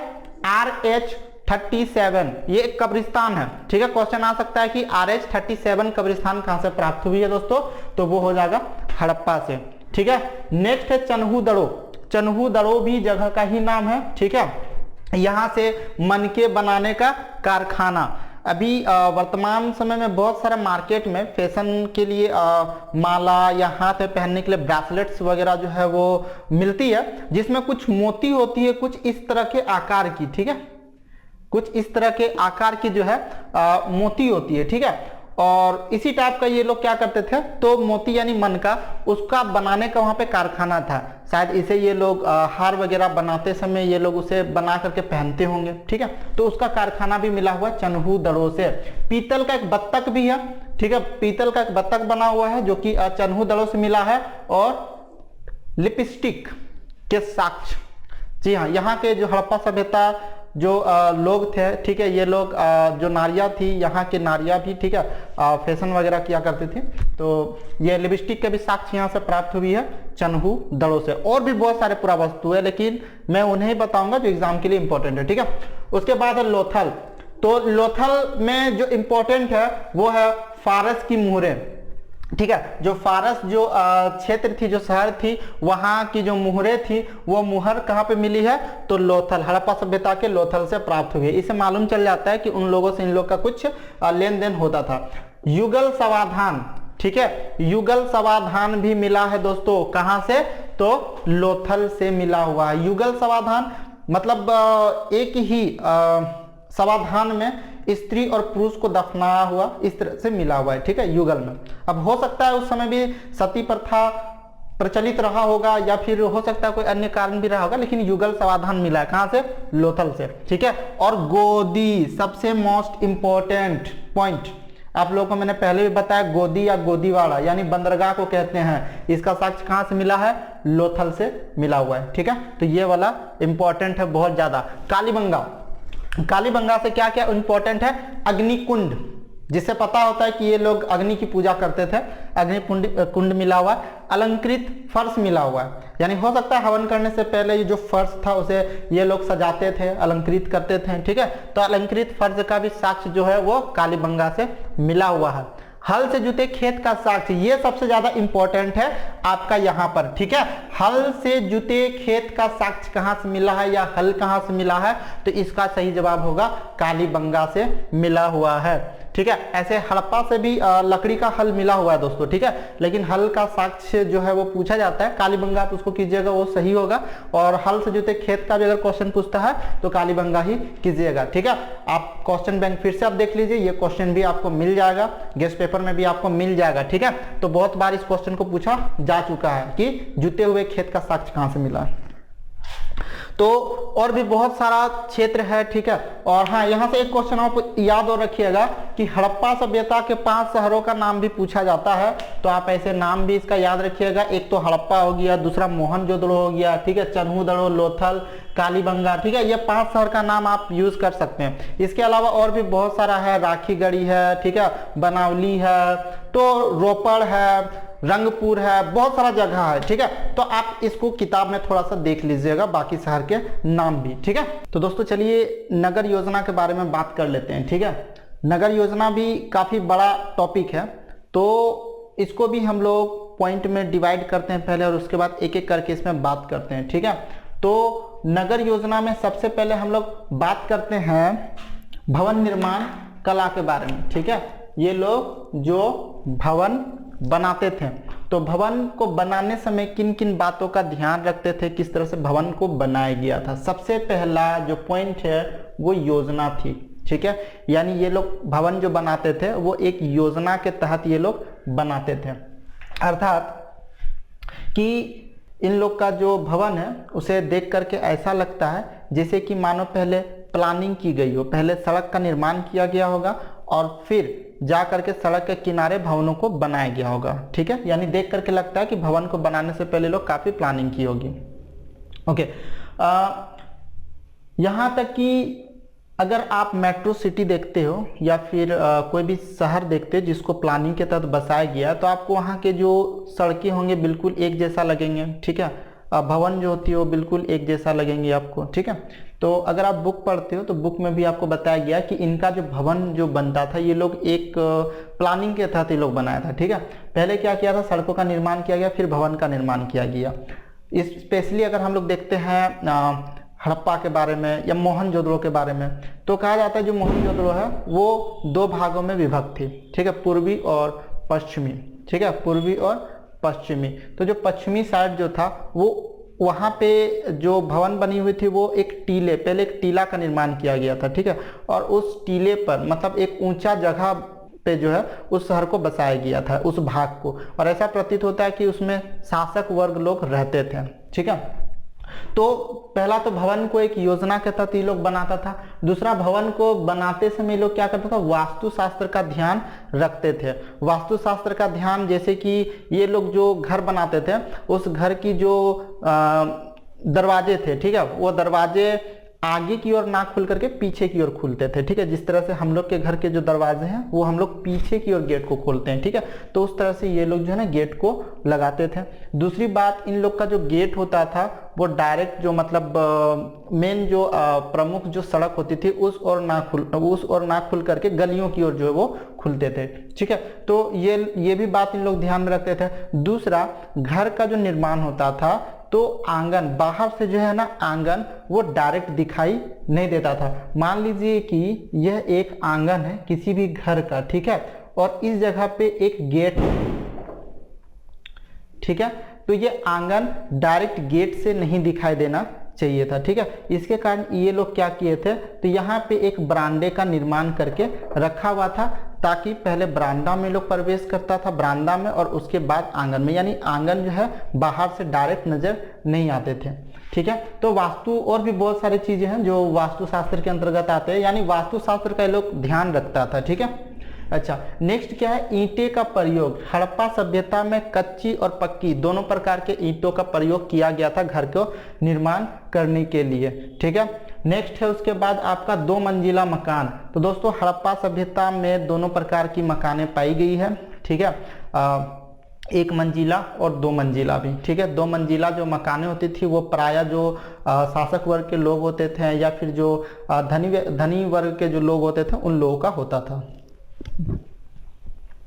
छत पे चढ़ने के लिए सीढ़ियों का ये लोग प्रयोग करते थे, ठीक है। घरों में खिड़कियां नहीं होती थी लोगों का, ठीक है। ये लोग जो घर का निर्माण करते थे उसमें खिड़कियां नहीं होती थी। रसोई, निजी कुएं और स्नानागार, यानी प्रायः घर जो होता था उन प्रायः घरों के अपने निजी स्नानागार, ठीक है, किचन, रसोई, ठीक है, और कुएं, ठीक है, निजी होते थे प्रायः घरों के, ये पाई गई है यहाँ पर, ठीक है। तो ये था आपका भवन निर्माण कला कि इन लोग जो भवन का निर्माण करते थे उनमें क्या क्या चीजें होती थी और क्या क्या चीजें नहीं होती थी। दूसरा आते हैं दोस्तों सड़क के बारे में बात कर लेते हैं, ठीक है। अच्छा, अलग अलग क्वेश्चंस भी इसमें से पूछे जाते हैं दोस्तों। अगर ये पूछ दिया जाए कि हड़प्पा सभ्यता के नगर नियोजन का वर्णन करें, बताएं, तो उसमें सारे चीज आपको लिखने पड़ेंगे जिसमें आपको 8 अंक मिलेंगे, यानी 8 मार्क्स। लेकिन अगर सिर्फ भवन निर्माण कला के बारे में पूछता है या सड़क या अन्य टॉपिक के बारे में तो 5 मार्क्स के होंगे, ठीक है, 5 मार्क्स के 5 अंक, ठीक है। सड़क व्यवस्था को चलिए बात कर लेते हैं। इन लोग की जो सड़कें थी, ठीक है, वो समतल होती थी और चौड़ी होती थी, ठीक है। पहला, इन लोग की जो सड़कें होती थी वो भले ही मिट्टी के बने होते थे, सड़क मिट्टी के थे, और वो चौड़ी होती थी और समतल होती थी, ठीक है। इसके बाद जो मुख्य सड़क होती थी वो 9.15 मीटर चौड़ी होती थी। मुख्य सड़क की जो चौड़ाई थी वो 9.15 मीटर चौड़ी थी, जबकि अन्य सड़क की जो चौड़ाई होती थी वो चौड़ाई थी 2.75, ठीक है, 2.75 से 3.66 मीटर तक चौड़ी होती थी। अच्छा, नेक्स्ट जो बिंदु है दोस्तों, यानी पॉइंट जो है वो है सड़कें एक दूसरे को समकोण पर काटती थी। सड़कें एक दूसरे को समकोण पर काटती थी क्योंकि सड़कों का निर्माण जाल पद्धति के आधार पर हुआ था, यानी सड़कें सीधी होती थी दोस्तों। मान लीजिए कि यह एक मुख्य सड़क है, ठीक है, इधर भी एक मुख्य सड़क है, तो ये बिल्कुल सीधी होती थी सड़क। अब मान लीजिए कि इधर से एक सड़क गुजरी हुई है, ठीक है, तो ये एक दूसरे को इस तरह से जाल के तरह वो निर्माण किया गया था, ठीक है। इस तरह से सड़क हुआ करती थी, सीधी और समतल होती थी, और इस कारण से एक सड़क जो दूसरे को काटती थी ना वो समकोण पर काटती थी, और इसे ही जाल पद्धति भी बताया गया। और भवन निर्माण के समय भी हम लोगों ने देखा कि लग रहा था इन लोग का भवन जिस तरह से निर्माण हुआ था, प्रतीत होता था कि पहले इन लोगों ने सड़कों का निर्माण किया था, फिर इन लोगों ने शहर को बसाया था। इस तरह से देखने से प्रतीत होता है। तो हो सकता है कि इस तरह से पहले वे लोग सड़क बनाए होंगे और सड़क के फिर जो खाली जो स्थान बच गए होंगे, ठीक है, बनाने के बाद इन सब में इन लोगों का भवन का जो है निर्माण किया गया होगा सड़क के किनारे किनारे, ठीक है। तो यहाँ पर क्या है, सड़कें एक दूसरे को समकोण पर काटती थी। सड़कों की सफाई का भी ध्यान ये लोग रखे थे। सड़क की सफाई ये लोग कैसे करते थे, देखिए, सड़कें सीधी होने के कारण इसका एक फायदा होता था कि एक शोर से जब हवा चलती थी जोर से, तो जितने भी पत्ते उत्ते या गंदे थे उसे वो ऐसे ही साफ कर देते थे, एक शोर से दूसरे शोर में जो है हवा जो है वो ले जाती थी उसको ये करके। सफाई के लिए इन लोगों ने क्या किया था, सड़क के किनारे कूड़ेदान रखे हुए थे, ठीक है, एक अंतराल पर। अब ये कूड़ेदान, हम लोग का ऐसा कोई कूड़ादान नहीं होगा, ये लोग क्या किए थे, तो एक अंतराल से गड्ढे बना करके रखे हुए थे सड़क के किनारे, ठीक है, ताकि गड्ढों पर कचरा को फेंका जाए और जैसे वो गड्ढा भर जाए उसे ढक दिया जाता था और फिर उसके बगल में नया गड्ढों का निर्माण कर दिया जाता था, ठीक है। तो सफाई का भी ये लोग बहुत ध्यान रखते थे सड़क की, ठीक है। नेक्स्ट, दुकानें, सड़क के किनारे ये लोग दुकान भी लगाते थे क्योंकि कुछ सड़क के किनारे जो ना चबूतरे मिले, ठीक है, सड़क के किनारे एक अंतराल से चबूतरे मिले हुए, तो हो सकता है कि सड़क के किनारे यात्रियों को सामान बेचने के लिए इन लोगों ने वहां पे दुकान लगाने के लिए वो बनाया होगा, ठीक है। चलिए अगला देखते हैं। तो दोस्तों नेक्स्ट जो पॉइंट देखते हैं हम लोग नगर नियोजन के बारे में, वो इन लोगों की जल निकास प्रणाली को जान लेते हैं, ठीक है। जल निकास प्रणाली, अब अगर शहर का निर्माण अगर हुआ है तो बारिश होती होगी या फिर शहर में बहुत से जगह पे पानी का प्रयोग होता होगा, तो उन पानी जो गंदे पानी होते थे, ठीक है, जो यूज्ड वाटर होते थे, ठीक है, उन्हें कहाँ निकाला जाता था, ठीक है, उनके लिए क्या व्यवस्था करके रखा हुआ था। तो चलिए इस चीज को हम लोग बात कर लेते हैं, ठीक है। तो जल निकास प्रणाली में हम लोग देखेंगे सबसे पहले छोटी छोटी नालियां, ठीक है। भवन निर्माण हम लोगों ने देखा इन लोग के 2 तल्ले या एक मंजिला या 2 मंजिला जो भवन होती थी, और प्राय भवन की क्या होती थी, निजी कुएं होते थे, स्नानागार होती थी, रसोई होती थी, ठीक है। तो इन सब में जो पानी यूज होती थी, ठीक है, यानी प्रयोग जो किया जाता था पानियों का, ये जो पानी थे, तो ये पानी सबसे पहले क्या होती थी, तो घरों की छोटे छोटे नालियों में आती थी, ठीक है। और घर की जो छोटी छोटी नाली होती थी वो इनके जो गली होते थे, ठीक है, मैंने पहले भी बताया कि इन लोग की जो द्वार होती थी वो डायरेक्ट सड़क की ओर नहीं होती थी। फॉर एग्जाम्पल ये मुख्य सड़क है, ठीक है। अब क्या है, तो मुख्य सड़क की ओर डायरेक्ट इन लोगों का घर नहीं होता था, ये एक गली है और गलियों की ओर इन लोगों की घरें जो होती थी उनकी द्वार जो थी वो खुलती थी, ठीक है। अब क्या होता था, ये जो गली होते थे, इन गली में सबसे पहले छोटा नाली होता था, ठीक है। तो घर के जितने भी रूम थे, जैसे कि आपका रसोई घर, स्नानागार या कुआं के पास जो भी पानी यूज होता था, वो गंदा पानी जो होता था घरों के छोटे छोटे नालियों से होकर के पहले गली के नाली में आकर के मिलते थे, ठीक है। और इसके बाद जो मुख्य सड़क होती थी, तो दोनों साइड घरों का निर्माण था, तो मुख्य सड़क के दोनों किनारे जो होती थी मुख्य नालियां होती थी, यानी बड़े बड़े नालियां होती थी, ठीक है। तो जो गली का नाली था वो मुख्य सड़क के दोनों ओर बने मुख्य नालियों में आकर के मिलती थी, ठीक है। तो उसी तरह घरों में यूज होने वाला जो गंदा पानी था, वो गंदा पानी पहले नलियों, छोटे छोटे नली से होकर के गली के नली में आता था, फिर गली के नली के माध्यम से ये मुख्य नली में आता था, और जो मुख्य नली था वो वो शहर के बाहर तक जाती थी। तो पानी इस तरह से जो है शहर के बाहर निकाला जाता था, ठीक है। तो इस तरह से वहां पे छोटी नालियां भी बनी हुई थी और बड़ी नालियां भी थी वहां पर, ठीक है। दूसरी बात, ये जो नालियां थी, ठीक है, जो मुख्य नाली है, ठीक है, जो बड़ी नाली थी, ठीक है, उस बड़ी नाली में नरमोखे भी बने हुए थे। तो नरमोखे यानी नालियों के बीच में, ठीक है, एक अंतराल पर छोटे छोटे मतलब जगह छोड़ दिए जाते थे, ठीक है, जहां से कोई भी व्यक्ति जो था वो नाली की सफाई कर सके। अगर वर्तमान समय में अगर आप नाली देखे होंगे सिटी में, तो कई जगहों पे आपको नाली में इन करने के लिए यानी अंदर घुसने के लिए जगह छोड़ दिए जाते हैं, ताकि सफाई कर्मी उसमें घुस करके नाली की सफाई कर सके। तो उसी प्रकार इन लोग की जो नाली होती थी उसके सफाई के लिए भी ये लोग क्या किए थे, बड़ी नालियों में तो नरमोखे बना करके रखे हुए थे, ठीक है। और नालियों को इन लोगों ने क्या किया था, तो पत्थर से या फिर ईंटों से ढक दिया था, ताकि नाली का पानी सड़क में ना आ जाए। तो उसको ये लोग ढक करके रखते थे, सिर्फ जगह जगह पर नरमोखे रख दिए थे ताकि उसको सफाई किया जा सके। तो सफाई व्यवस्था का ये लोग बहुत ही अच्छा से ध्यान रखते थे। नालियाँ जो होती थी उसे एक विशेष प्रकार के मसाले से बनाया गया था, ठीक है, जिसमें मिट्टी का गारा, ठीक है, चूना, जिप्सम, ये सब मिला करके कुछ एक विशेष प्रकार का ये लोग मसाला बनाया हुआ था और उसी मसाला से इन नालियों का जो है निर्माण हुआ था। तो ये था दोस्तों जल निकास प्रणाली की किस तरह से शहर से ये लोग जल को जो है बाहर निकालते थे, ठीक है। यानी सिंपल सी बात आप याद रखेंगे, घर के जितने भी पानी होने वाली यूज होने वाली जो जगह थी पानी का, वो सब पानी जो होता था घर के छोटे नाली से गली के छोटे नाली में जाकर के मिलती थी, और जो छोटी नाली होती थी गली की वो सड़क के दोनों किनारे बने मुख्य नालियों से जुड़ी होती थी। तो इस तरह से पानी फिर मुख्य नाली में जाते थे और मुख्य नाली के माध्यम से वो पानी को फिर क्या किया जाता था, शहर से बाहर निकाल दिया जाता था, ठीक है। नाली जो होते थे वो मिट्टी के गारे, चूना, जिप्सम आदि से मिला करके ये लोग बनाए हुए थे, और जो नालियाँ थी उनको ये लोग क्या किए थे, तो ढक करके रखते थे, ठीक है, ईंटा से या फिर पत्थर से। दूसरी बात, जगह जगह पर जो है नरमोखा छोड़ दिया था ताकि वहां से नाली का सफाई किया जा सके। चलिए अब नेक्स्ट हम लोग आते हैं स्नानागार। दोस्तों यहाँ से एक क्वेश्चन आता है, विशाल स्नानागार, ठीक है, ये विशाल स्नानागार है, हड़प्पा सभ्यता से प्राप्त सबसे बड़ा स्नानागार, जिसके बारे में हम लोग बात करेंगे।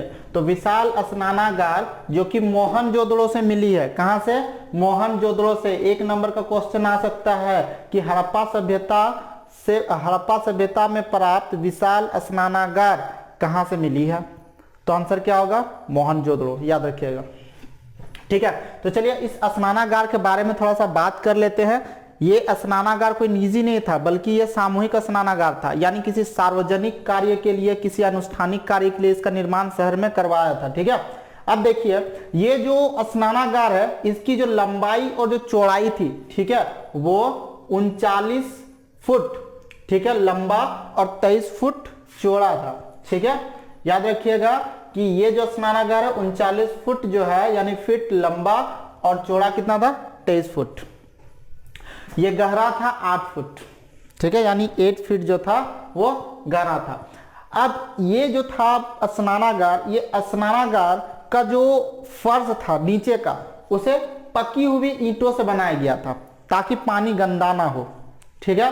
दूसरी बात, उतरने के लिए जो है ना, उत्तर और दक्षिण साइड में, नीचे उतरने के लिए उत्तर और दक्षिण साइड में, ठीक है, 2 सीढ़ियां बनी हुई थी ताकि आसानी से उसमें उतरा जा सके और स्नान किया जा सके। नेक्स्ट, चारों ओर इसमें कमरे और बरामदे बने हुए थे, चारों ओर इसमें कमरे और बरामदे बने हुए थे।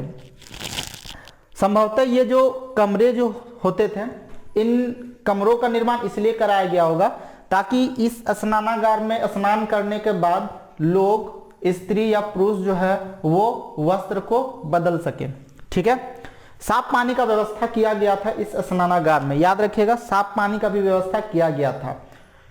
एक कुएं के माध्यम से साफ पानी जो था स्नानागार में लाया जाता था और किसी नाली के माध्यम से गंदे पानी को जो है वहां से बाहर निकाल दिया जाता था। इससे क्या होता था, तो जो स्नानागार होता था वहां का पानी हमेशा साफ होता था, ठीक है। तो अगर स्नानागार के बारे में पूछे कि स्नानागार के बारे में विशेषताओं का वर्णन कीजिए, तो आपको ये बताना है कि हड़प्पा से एक स्नानागार प्राप्त हुई, विशाल स्नानागार, जिसका निर्माण सार्वजनिक या अनुष्ठानिक कार्य के लिए किया गया था, ठीक है।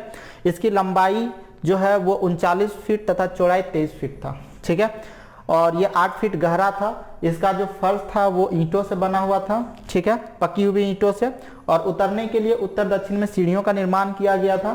स्नानागार के चारों ओर कमरे और बरामदे थे जो संभवतः वस्त्र को बदलने के लिए काम किया जाता होगा, ठीक है, प्रयोग किया जाता होगा, और साफ पानी की व्यवस्था की गई थी। एक कुएं के माध्यम से इसमें पानी जो था वो लाया जाता था तथा दूसरी ओर से पानी को नाली के माध्यम से निकलवा दिया जाता था। इससे पानी हमेशा साफ रहता था, ठीक है।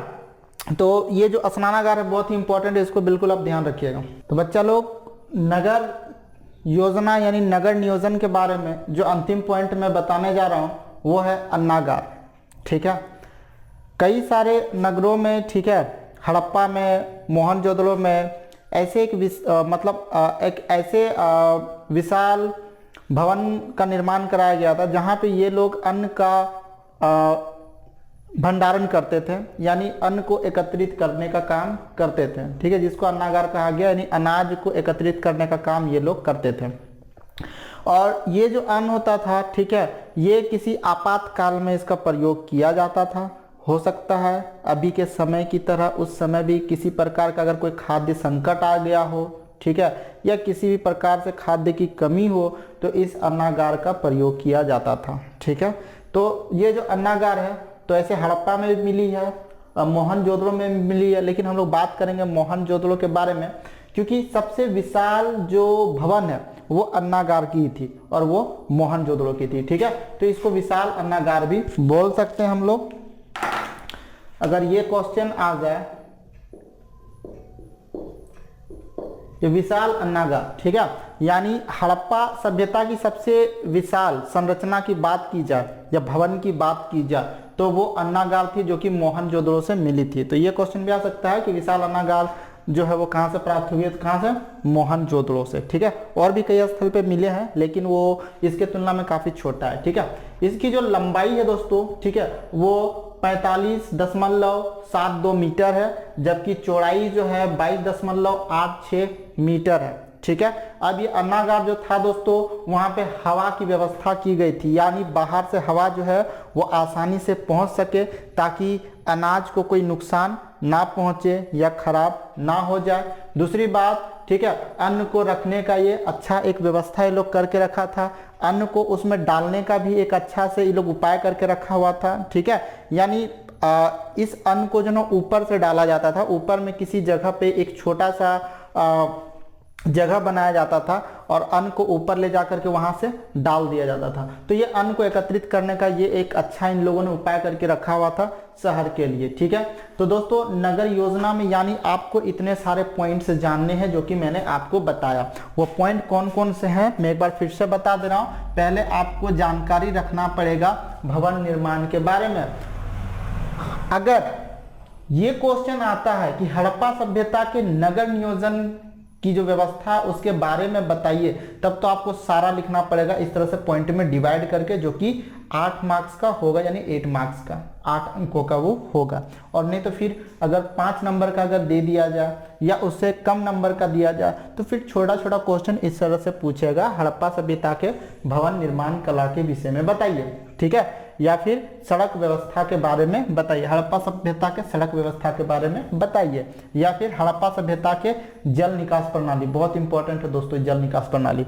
ठीक है, तो जल निकास प्रणाली के बारे में बताइए, या फिर स्नानागार के बारे में बताइए, या फिर अन्नागार के बारे में बताइए।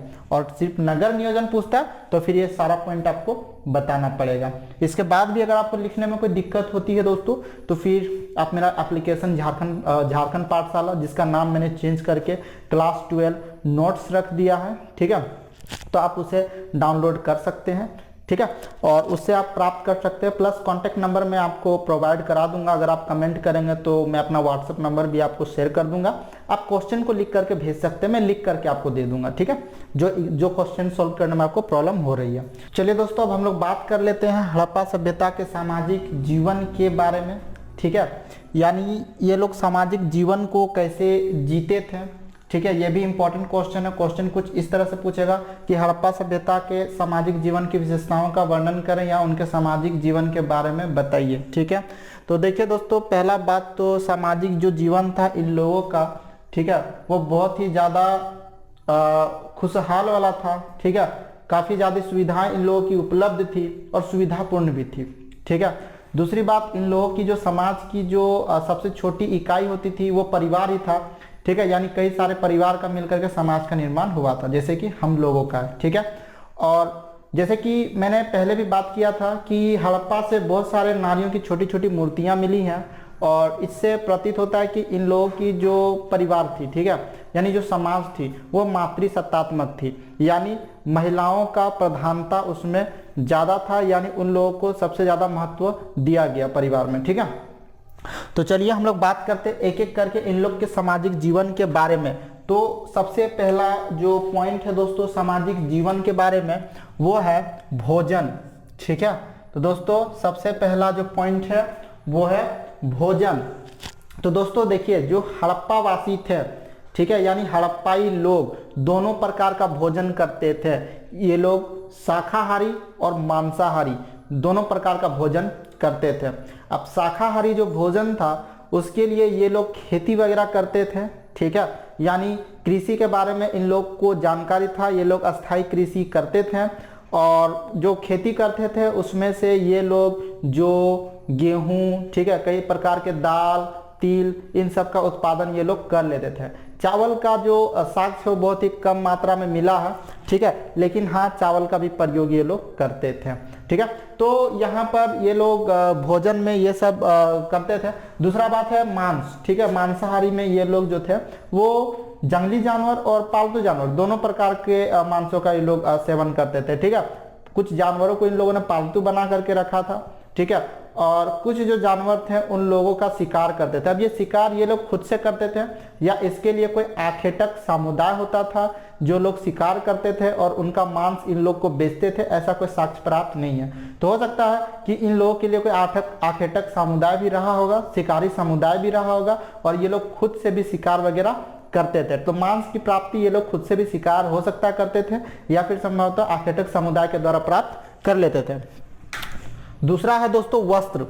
ठीक है, तो वस्त्र दोस्तों यहाँ पे बात किया था मैंने हड़प्पा सभ्यता में कि सूती वस्त्र के साक्ष्य भी प्राप्त हुए थे, साथ ही साथ सुई के भी अवशेष मिले हुए। तो इससे प्राप्त होता है कि ये लोग एक तो वस्त्र पहनते थे, साथ ही साथ वो सिले हुए वस्त्र पहनते थे। ठीक है, तो सूती वस्त्र के साक्ष्य और सुई के साक्ष्य से ये प्राप्त मतलब जानकारी मिलता है कि ये लोग सिले हुए वस्त्र पहनते थे। अब वस्त्र कैसा होता होगा ये कहना पॉसिबल नहीं है, तो आप मोहनजोदड़ो मूवी को देख सकते हैं, थोड़ा बहुत उसमें उसी तरह के कल्चर को दिखाया गया, तो आप समझ सकते हो उस चीज को देख करके। ठीक है, नेक्स्ट है केश विन्यास। दोस्तों केश विन्यास प्रचलित था। केश विन्यास मतलब बाल बनाने का जो प्रचलन था उस समय भी था। अब ये लोग बाल कैसे बनाते थे, तो जो लड़के होते थे, ठीक है, उनके भी बाल लंबे लंबे होते थे और लंबे लंबे दाढ़ी मूछे भी होते थे, जबकि जो नारियां होती थी यानी जो स्त्रियां होती थी वे लोग जूड़ा बांधने का काम करते थे। ठीक है, तो ये था केश विन्यास। नेक्स्ट दोस्तों, ये लोग आभूषण के भी शौकीन थे, यानी कई प्रकार के ये लोग आभूषण पहनते थे, जैसे कि कंठहार, भुजबंद, करधनी, ठीक है, कर्णफूल। तो इस तरह के और भी कई सारे मतलब आभूषण है। ठीक है, ये आभूषण ये लोग पहनते थे। बुक में आप एक बार थोड़ा सा देख लीजिएगा। बुक के लिए आप ई पाठशाला डाउनलोड कर सकते हैं, जिसमें आपको जेक के जितने भी बुक है वो सारे उसमें आपको मिल जाएंगे। ठीक है, तो आप एक बार इसके देख लेंगे कि ये लोग क्या क्या मतलब पहनते थे आभूषण में। ठीक है, मैंने कुछ का उदाहरण दे दिया है। दूसरा बात है दोस्तों, ये लोग श्रृंगार के भी शौकीन थे।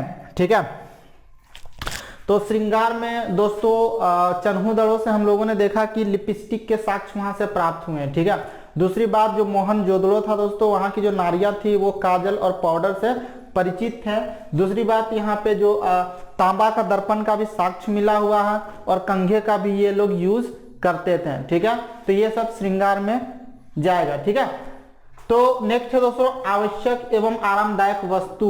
ठीक है, कई प्रकार के ये लोग वस्तु का भी प्रयोग करते थे, जैसे खाने के लिए कुछ धातु के बर्तन होते थे तो कुछ मिट्टी के बने हुए बर्तन भी होते थे। ठीक है, ये लोग बैठने के लिए चटाई का प्रयोग से परिचित थे, यानी चटाई प्रयोग में लाते थे ये लोग। साथ ही साथ खटिया, ठीक है, या फिर पलंग यानी चारपाई से भी ये लोग जो थे वो परिचित थे। मनोरंजन। ठीक है दोस्तों, तो मनोरंजन क्या था दोस्तों, तो मनोरंजन हम लोगों ने देखा कि मोहनजोदड़ो से, ठीक है, कांस्य की एक नर्तकी की मूर्ति मिली थी। ठीक है, जिसमें नृत्य के बारे में बताया गया था, यानी ये लोग नृत्य वगैरह भी करते होंगे। तो मनोरंजन में ये लोग क्या करते थे, तो नृत्य जो था ये लोग नृत्य के शौकीन होते थे, गाना बजाना से ये लोग परिचित थे। मतलब मनोरंजन के लिए गाना बजाना भी लोग करते थे, नाच गाना इन लोगों का चलता था। साथ ही साथ ये लोग कुछ खेल भी खेलते थे, जैसे पासा वगैरह जो था। ठीक है, पासा ये लोग खेलते थे, उस समय का प्रमुख खेल रहा होगा। इसके अलावा बच्चों के लिए बहुत सारे खिलौने मिले हुए हैं, ठीक है, मिट्टी के बने गाय, ठीक है, बैल, हाथी, ये सब के कुछ खिलौने मिले हुए हैं, बैलगाड़ी के भी खिलौने मिले हुए हैं। तो ये सब इन लोगों के मनोरंजन के साधन रहे होंगे। नेक्स्ट है दूसरा दोस्तों शिकार, ठीक है, तो ये लोग शिकार वगैरह करते थे, क्योंकि शिकार का भी साक्ष्य मिला है, कई मुद्रा में प्राप्त हुआ है कि एक व्यक्ति जो है वो किसी जानवर का शिकार कर रहा है, ठीक है, तो ये लोग शिकार वगैरह करते थे। शिकार के लिए, ठीक है, ये भी मनोरंजन का भी साधन हो सकता है, या खाने के लिए भी लोग शिकार करते होंगे। और यहाँ तक कि मछली का कांटे का भी साक्ष्य मिला है दोस्तों, तो मछली भी पकड़ने का काम करते थे। तो जब भी ध्यान रहे, जब भी आप बता रहे सामाजिक जीवन के बारे में, तो इतने सारे पॉइंट्स आपको लेने हैं और इन पॉइंट्स का यूज करके आप एक क्वेश्चन का हल कर सकते हैं। क्वेश्चन क्या होगा, हड़प्पा सभ्यता के सामाजिक जीवन की विशेषताओं का वर्णन करें। तो आपको स्टार्ट वैसे ही करना है। सामाजिक हड़प्पा इन लोगों का जो सामाजिक जीवन था वो सुविधा एवं सुखी एवं सुविधापूर्ण था, ठीक है। इनका जो समाज था उसका सबसे छोटा इकाई परिवार होता था, जो समाज था वो मातृसत्तात्मक था। और उसके बाद लिख सकते हैं कि हड़प्पा सभ्यता के सामाजिक प्रमुख विशेषता, सामाजिक जीवन की प्रमुख विशेषता निम्नलिखित है। और उसके बाद इन पॉइंट को आप लिख करके, आप बेस दे करके छोटा छोटा लाइन जो है आप कुछ इन सब के बारे में लिखेंगे, ठीक है। और दिक्कत होगा तो फिर आपको मैं कांटेक्ट नंबर आप कमेंट करके मांग सकते हैं, मैं प्रोवाइड करा दूंगा लिख करके, या फिर मेरा एप्लीकेशन आप डाउनलोड कर सकते हो, ठीक है। चलिए नेक्स्ट जो पॉइंट पे हम लोग बात करेंगे वो इनके धार्मिक जीवन के बारे में बात करेंगे। तो दोस्तों मैं किसी भी पॉइंट को छोड़ नहीं रहा हूँ और इसी कारण से वीडियो काफ़ी लंबा होगा, मैं पहले भी बता चुका हूँ, ठीक है। मैं बुक के सारे पॉइंट्स को भी लेकर के चलूंगा, साथ ही साथ क्वेश्चन आंसर क्या क्या पूछे जाएंगे उसके विषय में भी लेकर के चलूंगा, ठीक है। तो चलिए अब हम लोग बात कर लेते हैं। जो नेक्स्ट क्वेश्चन पूछा जाता है वो है धार्मिक जीवन से रिलेटेड, कि आप हड़प्पा सभ्यता के धार्मिक विशेषताओं के बारे में आप क्या जानते हैं, बताइए, वर्णन कीजिए, व्याख्या कीजिए, ठीक है, लिखिए। किसी तरह से भी क्वेश्चन पूछ सकता है, बस आपको ध्यान रखना है कि धार्मिक जीवन के बारे में पूछ रहा है, तो ऐसे कंडीशन में आप धार्मिक जीवन को किस तरह से लिखेंगे, ठीक है। तो हड़प्पा सभ्यता की जो धार्मिक विशेषताएं हैं वो निम्नलिखित है, इस तरह से आप स्टार्ट करेंगे। अब देख लीजिए क्या क्या विशेषताएं थी, ठीक है। देखिए पहली जो विशेषता है दोस्तों वो हम लोग यहाँ पे देख रहे हैं, हड़प्पा एवं मोहनजोदड़ो से प्राप्त नारी मूर्तियाँ। पहले भी मैं बता चुका हूँ कि हड़प्पा से एक बहुत बड़ी संख्या में, ठीक है, नारी की मूर्ति मिली है, ठीक है। इसके बाद यहाँ पे मोहनजोदड़ो में भी नर्तकी की मूर्ति मिली हुई है, ठीक है। और इसके बाद क्या था, तो एक हड़प्पा से एक मूर्ति ऐसा प्राप्त हुआ था जिसके गर्भ से नारी की मूर्ति और उसके गर्भ से पौधा निकलता हुआ दिखाई दे रहा है, ठीक है। तो पहला तो यहाँ से इन सब से हम लोग को ये जानकारी मिलता है कि ये लोग वो जो पौधा जो निकलते हुए दिखाई दिया था गर्भ से, उसे ये लोग मातृ देवी मान करके पूजा करते थे, जो कि उर्वरकता की देवी होती थी, ठीक है। तो इससे मालूम चलता है। दूसरा चीज, जो नारी रूपी जो मूर्तियां मिली है उसकी जो तुलना है पुरातत्वविद जो है वर्तमान समय के जो काली, चंडी, भगवती, दुर्गा जो भी है अभी जो नारी रूप में हम लोग जो पूजा करते हैं उनसे किया जा रहा है, ठीक है। तो ये प्राचीन समय में इस तरह की पूजा करते थे। एक चीज आप ध्यान दीजिएगा, हड़प्पा सभ्यता से रिलेटेड हमें कोई भी लिखित दस्तावेज नहीं मिला जिसको हम लोग पढ़ करके उनके बारे में जानकारी हासिल कर सकते हैं। तो बहुत सारे पुरावस्तु मिले हैं और उस पुरावस्तु के माध्यम से हम लोग सिर्फ अनुमान लगा सकते हैं, ठीक है। तो एग्जैक्टली हम लोग बता नहीं सकते हैं, लेकिन हाँ अनुमान लगा सकते हैं कि नारी की पूजा होती थी उस समय। अब नारी को किस रूप में पूजा करते होंगे, एक तो मातृ देवी के रूप में, दूसरा उस समय नारी की जो पूजा होती थी, वर्तमान नारी की जो मूर्तियों की जो पूजा होती थी वो हो सकता है कि वर्तमान समय के काली, दुर्गा से मेल खाती हो, ठीक है। देखिए नेक्स्ट जो है मोहनजोदड़ो से प्राप्त पशुपति चित्र वाला मुद्रा, ठीक है। मोहनजोदड़ो से एक मुद्रा मिली है और उस मुद्रा में एक चित्र बना हुआ है जिसमें एक पुरुष का चित्र है जिसमें 3 सिर और 3 सिंह है उसके, यानी 3 सिर दिया हुआ है और उसमें 3 सिंह है, ठीक है। और वो योग मुद्रा में बैठा हुआ है, यानी जैसे कोई योगा करता हो ना उसी तरह वो योग मुद्रा में बैठा हुआ है, ठीक है। और बाईं ओर एक गेंडा, ठीक है। इसके अलावा और भी कुछ जानवर को दिखाया गया है और दाईं ओर भी उसके कुछ जानवर हैं। तो उसे जानवरों का जैसा, मतलब जानवरों के बीच में उसे बैठे हुए दिखाया गया है योग मुद्रा में। और उसकी तुलना जो है पशुपति से की जा रही है, जो कि उस समय शायद पशुओं की देवता रहे होंगे। ठीक है, तो ये लोग पशुपति की भी पूजा करते थे, याद रखिएगा। दूसरा है पत्थर अथवा मिट्टी की लिंग या योनि। ठीक है, हड़प्पा सभ्यता जो है सभी स्थलों में बहुत सारे मिट्टी के लिंग और योनि प्राप्त हुई है, और हो सकता है कि ये लोग उस समय लिंग पूजा भी करते होंगे, इस कारण से ये सब मिले हुए हैं। नेक्स्ट, पीपल की वृक्ष का ये लोग पूजा करते थे। ठीक है, क्योंकि एक मुद्रा में एक जोड़ा जानवर को दिखाया गया है और उस जानवरों के पास में यानी सिर के पास में जो है दोस्तों पीपल के टहनी, ठीक है, पीपल की टहनियां दिखाई गई है। ठीक है, यानी उसका पत्ता उत्ता बना हुआ है, तो कहीं ना कहीं पीपल भी उस समय पूजनीय रहा होगा जैसे वर्तमान समय में पूजा की जाती है। इसके अलावा ये लोग बैल का भी पूजा करते थे, लेकिन कौन सा बैल? कुबड़ वाला, जिसे हम लोग सांड कहते हैं। ठीक है, तो वे लोग कुबड़ वाला बैल का भी पूजा करते थे। नाग पूजा के भी संकेत मिले हुए हैं दोस्तों, और इसके अलावा बहुत बड़ी संख्या में ताबीज भी मिली हुई है। ताबीजों का मिलना इस बात का संकेत है कि ये लोग कहीं ना कहीं जादू टोना टोटका में विश्वास रखते थे। ठीक है, और इसके बाद हड़प्पा सभ्यता से स्वास्तिक का भी चिन्ह वहां से प्राप्त हुआ है। ठीक है, तो ये स्वास्तिक का चिन्ह कहीं ना कहीं सूर्य, ठीक है, सूर्य के पूजा से संबंधित हो सकता है, यानी ये लोग सूर्य का भी पूजा करते थे। इसका गवाही कौन है? तो ये स्वास्तिक का चिन्ह जिसका संबंध सूर्य पूजा से संबंधित है। ठीक है, नेक्स्ट है दूसरा है दोस्तों, कालीबंगा में ईंटों की वेदी मिली है, यानी हवन कुंड मिला हुआ है। इससे प्रतीत होता है कि लोग अग्नि पूजा करते थे। साथ ही साथ हम लोग एक चीज और देखे थे कि जो लोथल है वहां पे जले हुए मतलब फर्श जो है जला हुआ मिला हुआ था, मतलब वहां पर, ठीक है, अलंकृत किया हुआ था, जिससे ये मालूम होता था कि कहीं ना कहीं ये लोग यज्ञ किया करते थे, यानी अग्नि की पूजा किया करते थे। ठीक है, लेकिन आप इसको कालीबंगा ही लिखेंगे। कालीबंगा में जो है ना ईंटों की वेदी मिली हुई है। ठीक है, जिससे मालूम चलता है कि ये लोग यज्ञ वगैरह करते थे। ठीक है, और यज्ञ का जो संबंध था वो अग्नि पूजा से होता था। नेक्स्ट है दोस्तों अंतिम संस्कार, यानी ये लोग अंतिम संस्कार के लिए क्या करते थे? तो अंतिम संस्कार 3 प्रकार का वहां पे फेमस था। पहला जो होता था वो होता था पूर्ण समाधिकरण। पूर्ण समाधिकरण में जो शव होता था, डेड बॉडी, उसको पूरी तरह से दफना दिया जाता था।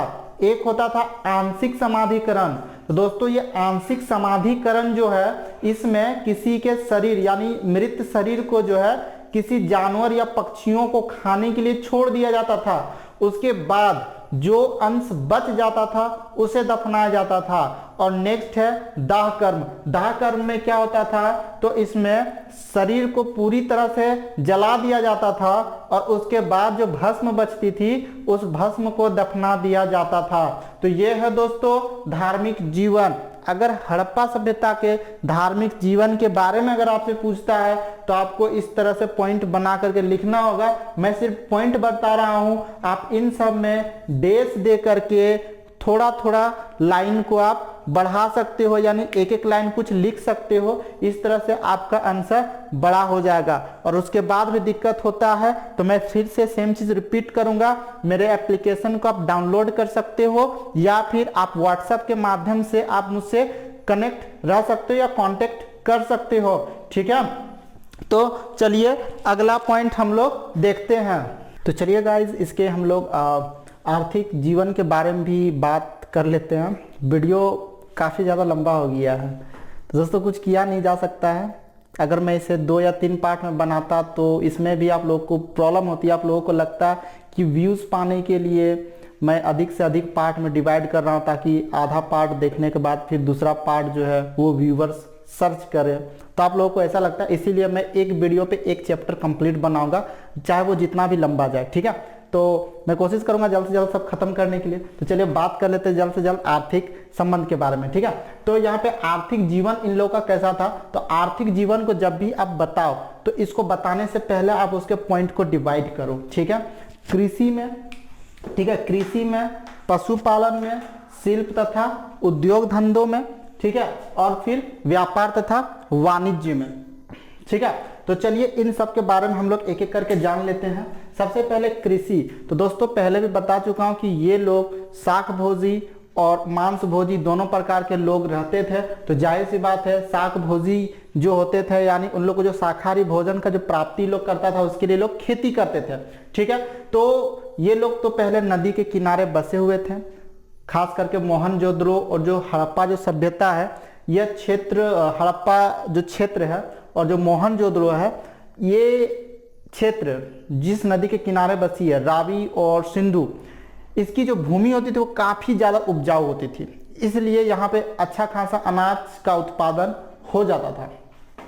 तो ये लोग कई सारे अनाज का उत्पादन ये लोग कर लेते थे, ठीक है। जैसे कि जौ और गेहूं इन लोग का प्रमुख खाद्य होता था। इसके अलावा बाजरा, धान का भी संकेत मिलता है। कई प्रकार के ये लोग दलहन तिलहन भी उपजाते थे, जिसमें से सफ़ेद चना, ठीक है, तो ये सब प्रमुख है, तिल वगैरह, ठीक है। तो ये सब प्रमुख था, इन सब का ये लोग उत्पादन कर लेते थे, ठीक है। कपास का भी ये लोग खेती करते थे, क्योंकि ये लोग वस्त्र पहनते थे, तो वो वस्त्र जो होता था वो कपास से ही बना हुआ होता था, ठीक है। कपास का ये लोग बिजनेस यानी व्यापार भी करते थे। ये लोग मेसोपोटामिया को कपास जो था वो निर्यात करते थे ये लोग, ठीक है। और कपास जो होता था, इसे एक चीज और यहाँ पे जानकारी मिलता है कि मेसोपोटामिया के जो लोग थे वो लोग कपास को सिंधु कहते थे, ठीक है, जबकि यूनानी लोग इसे सिंडन कहते थे, ठीक है। तो ये लोग कपास और अनाज दोनों की खेती करते थे। खेती के अलावा दोस्तों ये लोग पशुपालन भी करते थे, ठीक है, जिनमें से बहुत सारे जानवर हैं, जैसे कि गाय, बैल, कुत्ता, सुअर, गधा, ठीक है, ऊंट आदि जो जानवर थे, ठीक है, इन सब को ये लोग पालते थे। कुछ और भी जानवर है जिनके चित्र मिलते हैं, जैसे कि बंदर है, बिल्ली हो गया, खरगोश है, ठीक है, मोर, मुर्गा, ठीक है, तोता, तो इन सब का भी जानकारी मिलता है, ठीक है। बैल में दोनों बैल यहाँ पे मिलते थे, ठीक है, कुबड़ वाला बैल जिसके बड़े बड़े सींग होते थे, और बिना कुबड़ वाला भी बैल भी लोग पालते थे जिसके छोटे छोटे सींग होते थे। तो ये सब इन लोगों के लिए पालतू जानवर हुआ करता था, ठीक है।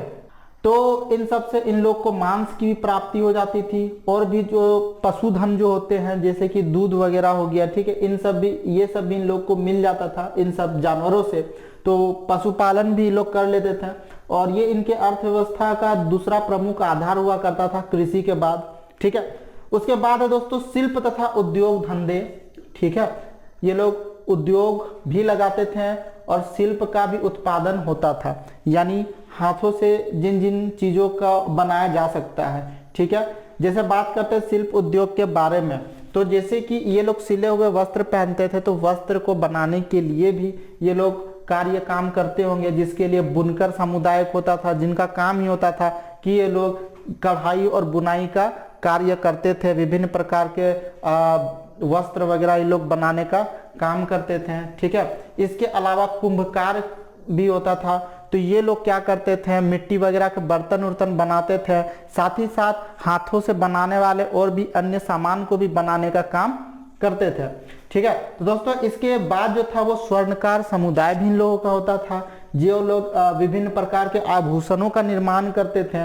तो आभूषण के साथ साथ, ठीक है, ये लोग चांदी के बर्तन भी बनाने का काम करते थे, और सोने से सिर्फ ये लोग आभूषण बनाते थे, ठीक है।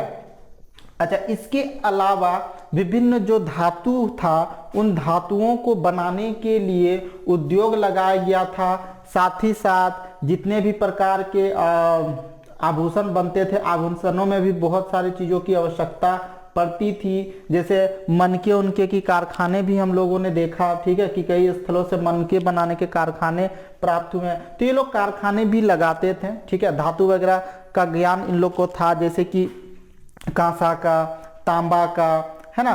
तो इन सब के धातु के बारे में ये लोग जानते थे। तो इन सब के भी कई सारे साधन ये लोग बनाते थे, जैसे रसोई के साधन, कढ़ाई वगैरह, ठीक है, तवा वगैरह ये सब बनाने का ये लोग काम करते थे धातु से। कृषि के लिए भी बहुत सारे उपकरण बनाए जाते थे, अस्त्र शस्त्र भी बहुत सारे धातुओं से बनाए जाते थे। तो इन सब के लिए ये लोग उद्योग लगाते थे। तो ये चीज भी क्लियर है कि ये लोग उद्योग वगैरह, उद्योग धंधे तथा शिल्प उत्पादन वगैरह भी ये लोग किया करते थे। ठीक है, अब दोस्तों जब ये लोग इतने सारे चीजों का उत्पादन कर रहे हैं तो जाहिर सी बात है इनमें से बहुत सा ऐसा साधन होगा जिसका ये लोग निर्यात करते होंगे, यानी बाहर ले जाकर के बेचते होंगे, कुछ अपने ही क्षेत्र में बेचते होंगे। साथ ही साथ ये लोग जो सामान बना रहे हैं उनमें से बहुत सा सामान इनके खुद के क्षेत्र में उपलब्ध नहीं होता होगा, तो ये लोग बाहर से मंगाते होंगे। तो इसके लिए ये लोग व्यापार तथा वाणिज्य से भी, मतलब व्यापार तथा वाणिज्य में भी रुचि ये लोग लेते थे। ठीक है, अब व्यापार तथा वाणिज्य में ये लोग क्या करते थे आप देख लीजिए, ये लोग नापतोल से परिचित थे। ठीक है, व्यापार तो ये लोग आंतरिक और बाह्य व्यापार दोनों करते थे। व्यापार करने के लिए ये लोग स्थल मार्ग और जल मार्ग दोनों का प्रयोग करते थे। ठीक है, और इन लोग का जो वस्तु विनिमय जो होता था, यानी लेन देन जो होता था, वो वस्तु विनिमय के द्वारा ही होता था संभवतः। ठीक है, और ये लोग जो व्यापार करते थे ज्यादातर जो साक्ष्य मिलता है वो पश्चिम एशिया के साथ मिलता है। ठीक है, जिसमें मेसोपोटामिया हो गया, क्रीट हो गया, और इसके अलावा बेबीलोन है, सुमेर है। ठीक है, तो ये सभ्यताएं जो थी इन लोगों के साथ, इन लोगों का व्यापार था, पश्चिम एशिया के साथ संबंध था। ये क्वेश्चन भी अलग से पूछा जाता है कि हड़प्पा सभ्यता के पश्चिम एशिया के साथ संबंधों का वर्णन करें, तब आप इसके व्यापार तथा वाणिज्य के बारे में आप लिख सकते हैं कि ये लोग व्यापार और वाणिज्य में बहुत ज्यादा रुचि लेते थे।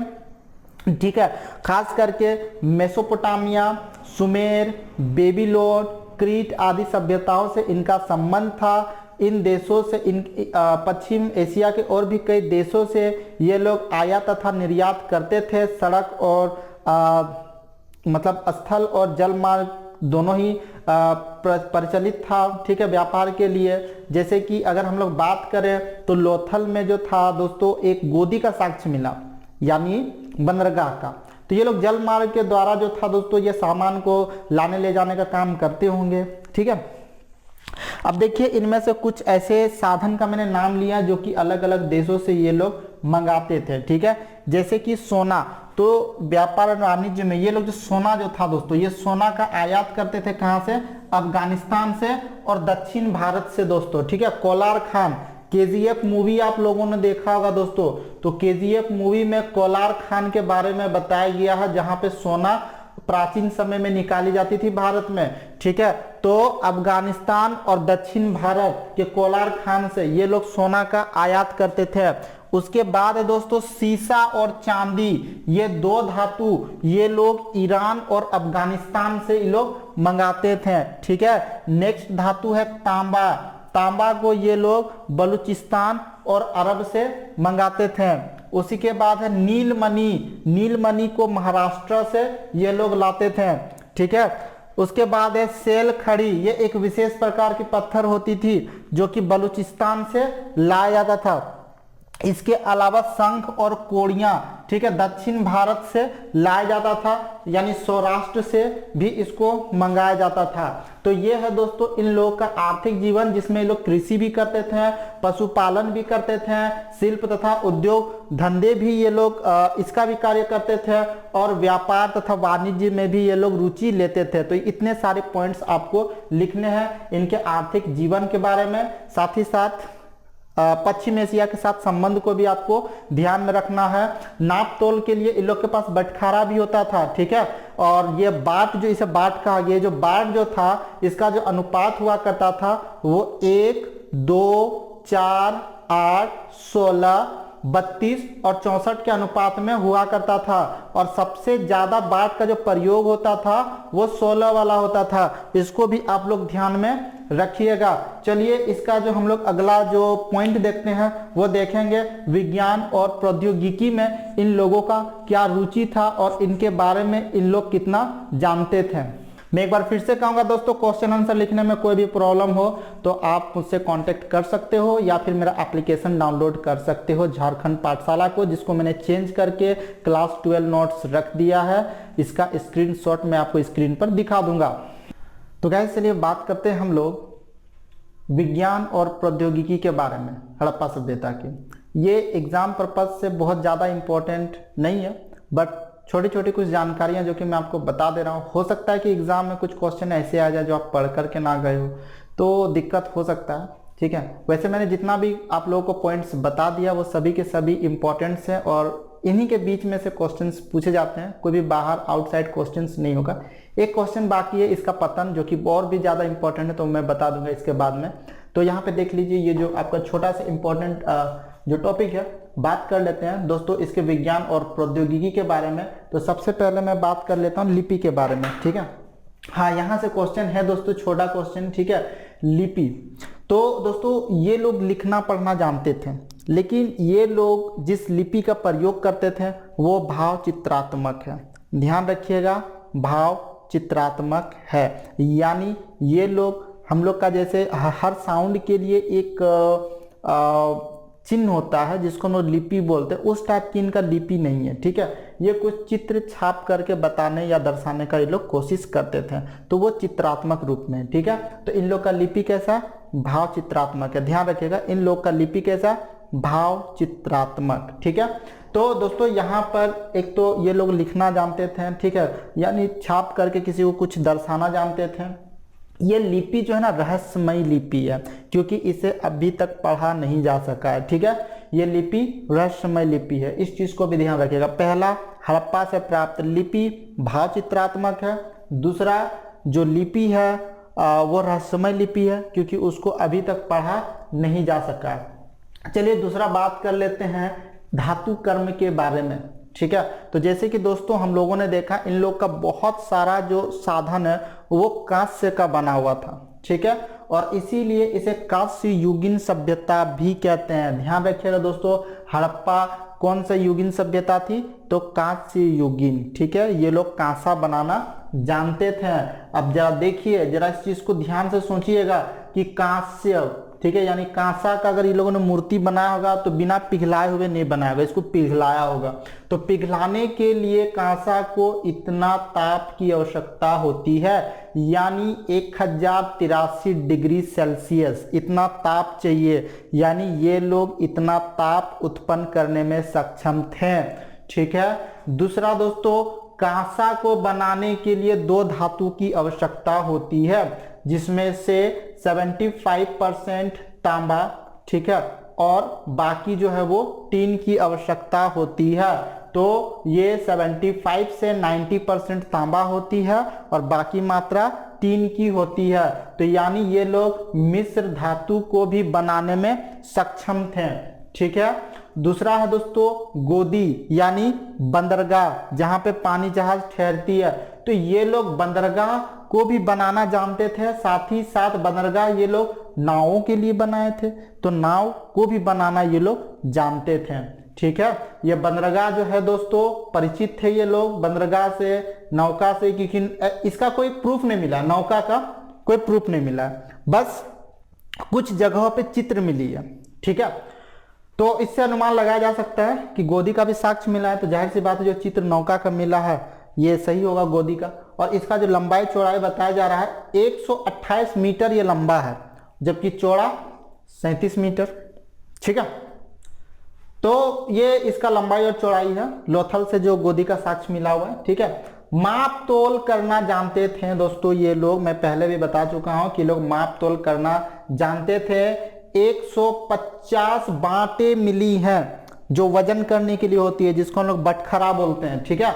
तो 150 बांटें मिली है, जिसमें से सबसे ज्यादा जो बड़ा वाला है, ठीक है, जो सबसे वजन वाला है वो है 1375 ग्राम का, ठीक है, जबकि सबसे छोटा वाला है 0.87 ग्राम का है, ठीक है। तो ये बांट मिली है, जिसमें से सबसे बड़का 1375 ग्राम है और सबसे छोटा 0.87 ग्राम है, ठीक है। अब देखिए दोस्तों, इसका जो अनुपात है दोस्तों वो कुछ इस तरह से है, 1, 2, 4, 8, 16, 32 और 64 के अनुपात में है, जिसमें से सबसे ज्यादा यूज होने वाला क्या है, तो 16 वाला है। ठीक है, इसके बाद जो आते हैं दोस्तों नगर नियोजन के बारे में मैं आप लोगों को बता चुका हूं कि इन लोगों का ज्ञान किस तरह से घर को बनाने के लिए ज्ञान जो था वो विकसित हो चुका था, नालियों का निर्माण कैसे किया जाना है, स्विमिंग पूल जो कि हम लोग स्नानागार पढ़े हैं, ठीक है, तो उसका भी निर्माण ये लोग जानते थे। तो इस तरह से नगर नियोजन भी आपका विज्ञान और प्रौद्योगिकी का एक परिचायक है, जिसमें से सबसे अच्छा उदाहरण हमें उसका द ग्रेट बाथ यानी स्नानागार जो है दोस्तों वो मिल जाता है। ठीक है, तो यहां पर इसके अलावा चिकित्सा, जाहिर सी बात है दोस्तों इसका कोई उस तरह का प्रमाण नहीं है, लेकिन उस समय लोग बीमार पड़ते होंगे तो कुछ वेद दूध आयुर्वेदिक वगैरह कुछ ऐसा कुछ करते होंगे, थोड़ा बहुत इलाज तो करते ही होंगे, बट इसका उस तरह का कोई जानकारी उपलब्ध नहीं है। नेक्स्ट दोस्तों सिंचाई, तो सिंचाई जो था दोस्तों नदी, ठीक है, कुआं, तो नाला के द्वारा पानी को लाना, इस तरह से लोग सिंचाई का व्यवस्था करके रखे थे। स्पेशली प्रायः लोग यहाँ पे कुआं से सिंचाई करते थे, नदी या फिर बांध ये लोग बनाते थे, इससे ये लोग सिंचाई करते थे। नाप तोल में एक चीज तो मैं भूल ही गया दोस्तों कि नाप तोल में ये तो सिर्फ तोलने के लिए यूज किया जाता था, नापने के लिए ये लोग डंडा या गज का इस्तेमाल करते थे जो कि 1 फुट का होता था। ठीक है, लगभग 1 फुट का होता था और उससे ये लोग नापने का काम करते थे। तो दोस्तों चलिए इसका हम लोग जो अंतिम पॉइंट है उसके बारे में डिस्कस कर लेते हैं। हड़प्पा सभ्यता के पतन के कारणों का वर्णन करें, बहुत ही इंपॉर्टेंट क्वेश्चन है एग्जाम के लिए। ठीक है, तो चलिए इस चीज को जान लेते हैं। इसके पतन को लेकर के विभिन्न अर्थशास्त्रियों में जो है मतभेद पाई गई है। ठीक है, यानी कोई भी इसका कोई एक जानकारी नहीं बताता है और इसका सही मानना भी है, ठीक है, कि किसी एक कारण से इसका पतन नहीं हुआ होगा। देखिए दोस्तों वीडियो काफ़ी ज़्यादा लंबा हो चुका है, मैंने पहले कभी इतना लंबा वीडियो नहीं बनाया, फर्स्ट है, और उसमें भी मुझे कैमरा फेस करने का हैबिट नहीं है। ठीक है, मैं ऑफलाइन क्लास लेता हूँ लेकिन ऑनलाइन अभी लेना पड़ रहा है, तो अगर थोड़ा बहुत लंबा वीडियो में कहीं अगर समझाने की टेक्निक में अगर थोड़ी बहुत त्रुटि है, मैं कोशिश करूंगा उसे सुधारने के लिए। बस आप लोग का सपोर्ट चाहिए, चैनल पे आप लोग बने रहिए, सब्सक्राइब कीजिए और दोस्तों को भी इनवाइट कीजिए, शेयर कीजिए उन लोगों के साथ। ठीक है, अगर आप लोग का समर्थन अच्छा रहा, फीडबैक अच्छा रहा, तो मैं इस तरह की और भी बाकी चैप्टर्स के वीडियो बना करके डाल दूंगा और कोशिश करूंगा एक वीडियो में एक कंप्लीट चैप्टर को क्लियर करने की। ठीक है, मैं 4 ही सब्जेक्ट की बात कर रहा हूँ, इंग्लिश, इकोनॉमिक्स, हिस्ट्री और पॉलिटिकल। बाकी के जो 2 सब्जेक्ट है सोशियोलॉजी और जो इकोनॉमिक्स है, ठीक है, क्लास 12 की सोशियोलॉजी और जियोग्राफी, ये 2 सब्जेक्ट्स पे मैं अभी बात नहीं करूंगा क्योंकि अभी टाइम बहुत ही कम है। तो मैं 4 सब्जेक्ट के बारे में बता रहा हूँ। ठीक है, हिस्ट्री, इकोनॉमिक्स, पॉलिटिकल और इंग्लिश के बारे में। ठीक है, चलिए ये देख लेते हैं। तो पहला जो है दोस्तों यहाँ पर कारण जो है इसके पतन होने का, वो कारण है नदी का बाढ़। ठीक है, और इसके समर्थन में है मार्शल मैके और एसएस राव। जितने भी पुरातत्वविद हैं इन सबको याद करने की आवश्यकता नहीं है। अगर आपको लगता है कि नहीं बहुत ज्यादा प्रेशर पड़ रहा है, याद नहीं हो पाएगा, तो आप कारण को याद रखिए, ना कि उस कारण को बताने वाले को। बस आपको ये लिख देना है कि कुछ विद्वानों के अनुसार, ठीक है, कुछ पुरातत्वविदों के अनुसार, ठीक है, नदी का बाढ़ जो है इसका पतन का कारण बना। ठीक है, तो अगर आपको याद नहीं रहेगा तो इसको याद करने की आवश्यकता नहीं है। ठीक है, पुरातत्वविद का नाम याद नहीं करना है आपको, और अगर हो सके तो मिनिमम आप सब के लिए एक एक याद कर लीजिए।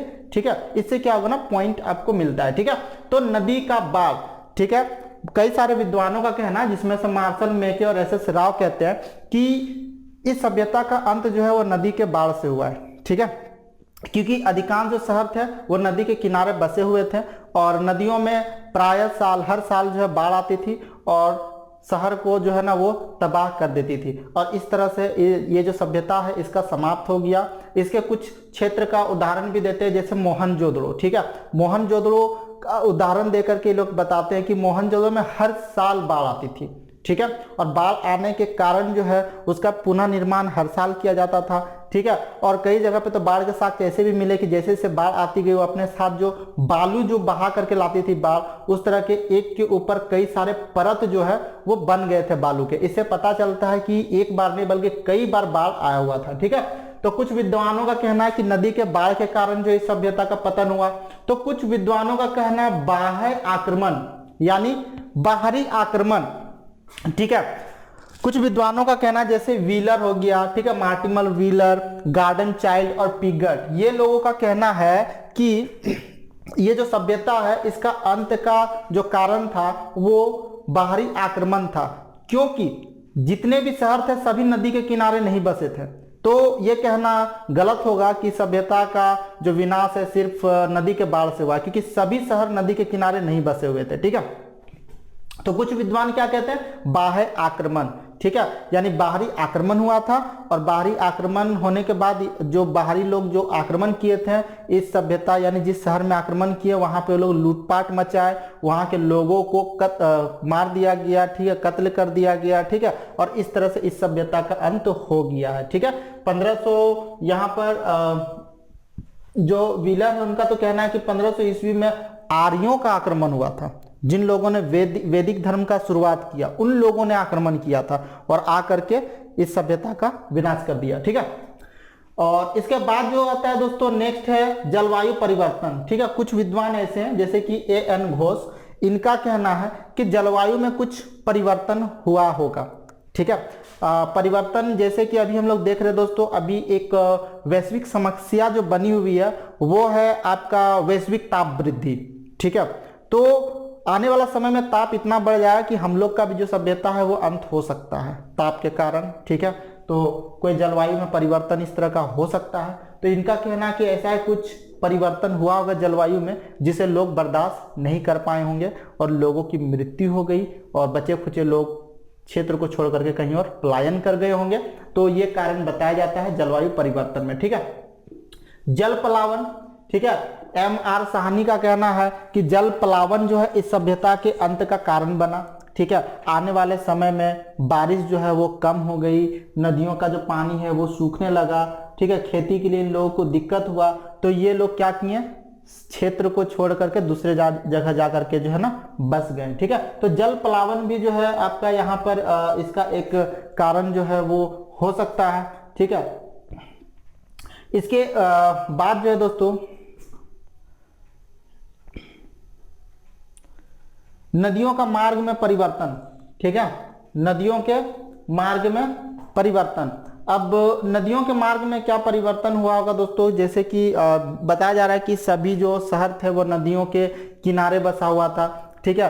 तो इससे क्या हुआ कि नदी हो सकता है किसी कारणवश किसी और दिशा से वो बह रही थी, लेकिन वो बहना किसी और दिशा से आरंभ कर दिया। तो इस तरह से क्या हो गया, जो शहर था जो नदी के किनारे बसा हुआ था वो नदी से काफ़ी दूर हो गए और उन लोगों को पानी के लिए काफ़ी ज़्यादा दिक्कत होने लगा। तो इस कारण से लोग क्या हो गए ना, जगह को छोड़ करके पलायन कर गए, ठीक है। तो यहाँ पे नदियों का मार्ग में परिवर्तन भी जो है इस सभ्यता का अंत का कारण बना होगा। कुछ मतलब पुरातत्वविदों का कहना है कि यहाँ पे बीच बीच में कभी कभी भूकंप भी आती थी, भूकंप के कारण भी जो है ये सभ्यता का अंत हुआ।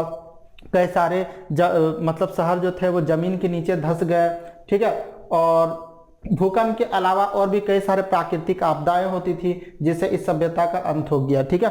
तो कुछ अर्थशास्त्रियों का कहना है कोई बीमारी या महामारी उस समय फैली होगी जिसका कोई सफल इलाज नहीं रहा होगा और इस कारण से लोग मारे गए, बचे खुचे लोग जो थे वो लोग दूसरे जगह पे पलायन कर गए और इस तरह से इस सभ्यता का पतन हो गया, ठीक है। अब महामारी और बीमारी के बारे में तो आप लोगों को पता है दोस्तों, अभी के वर्तमान समय में जिस तरह से कोरोना आई तो हो सकता है इसी तरह का कोई उस समय भी कोई बीमारी फैला होगा जिसका कोई इलाज इन लोग के पास नहीं होगा और इस कारण से अधिकांश लोग मारे गए, बचे खुचे लोग जगह छोड़ करके चले गए होंगे किसी और जगह। तो इस तरह से इस सभ्यता का पतन हुआ और पतन यानी दोस्तों खत्म, ठीक है। तो इस तरह से इस सभ्यता का पतन हो गया और ये चैप्टर जो था दोस्तों इस तरह से चैप्टर भी खत्म हो गया है, ठीक है। इसके बाद भी अगर कुछ ऐसा पॉइंट्स छूट गया हो तो फिर आप कांटेक्ट कर सकते हैं मुझसे। मैं आपको स्क्रीन पे अपना व्हाट्सएप नंबर जहाँ पे प्रोवाइड कर दे रहा हूँ, ठीक है। और आप क्वेश्चन आंसर के लिए मेरा एप्लीकेशन डाउनलोड भी कर सकते हो झारखंड पाठशाला को, वहाँ से भी मैं कोशिश करता हूँ आप लोगों को प्रोवाइड करने का, ठीक है, नोट्स वगैरह। तो फिर मिलेंगे एक नए चैप्टर और एक नए वीडियो के साथ, तब तक के लिए धन्यवाद।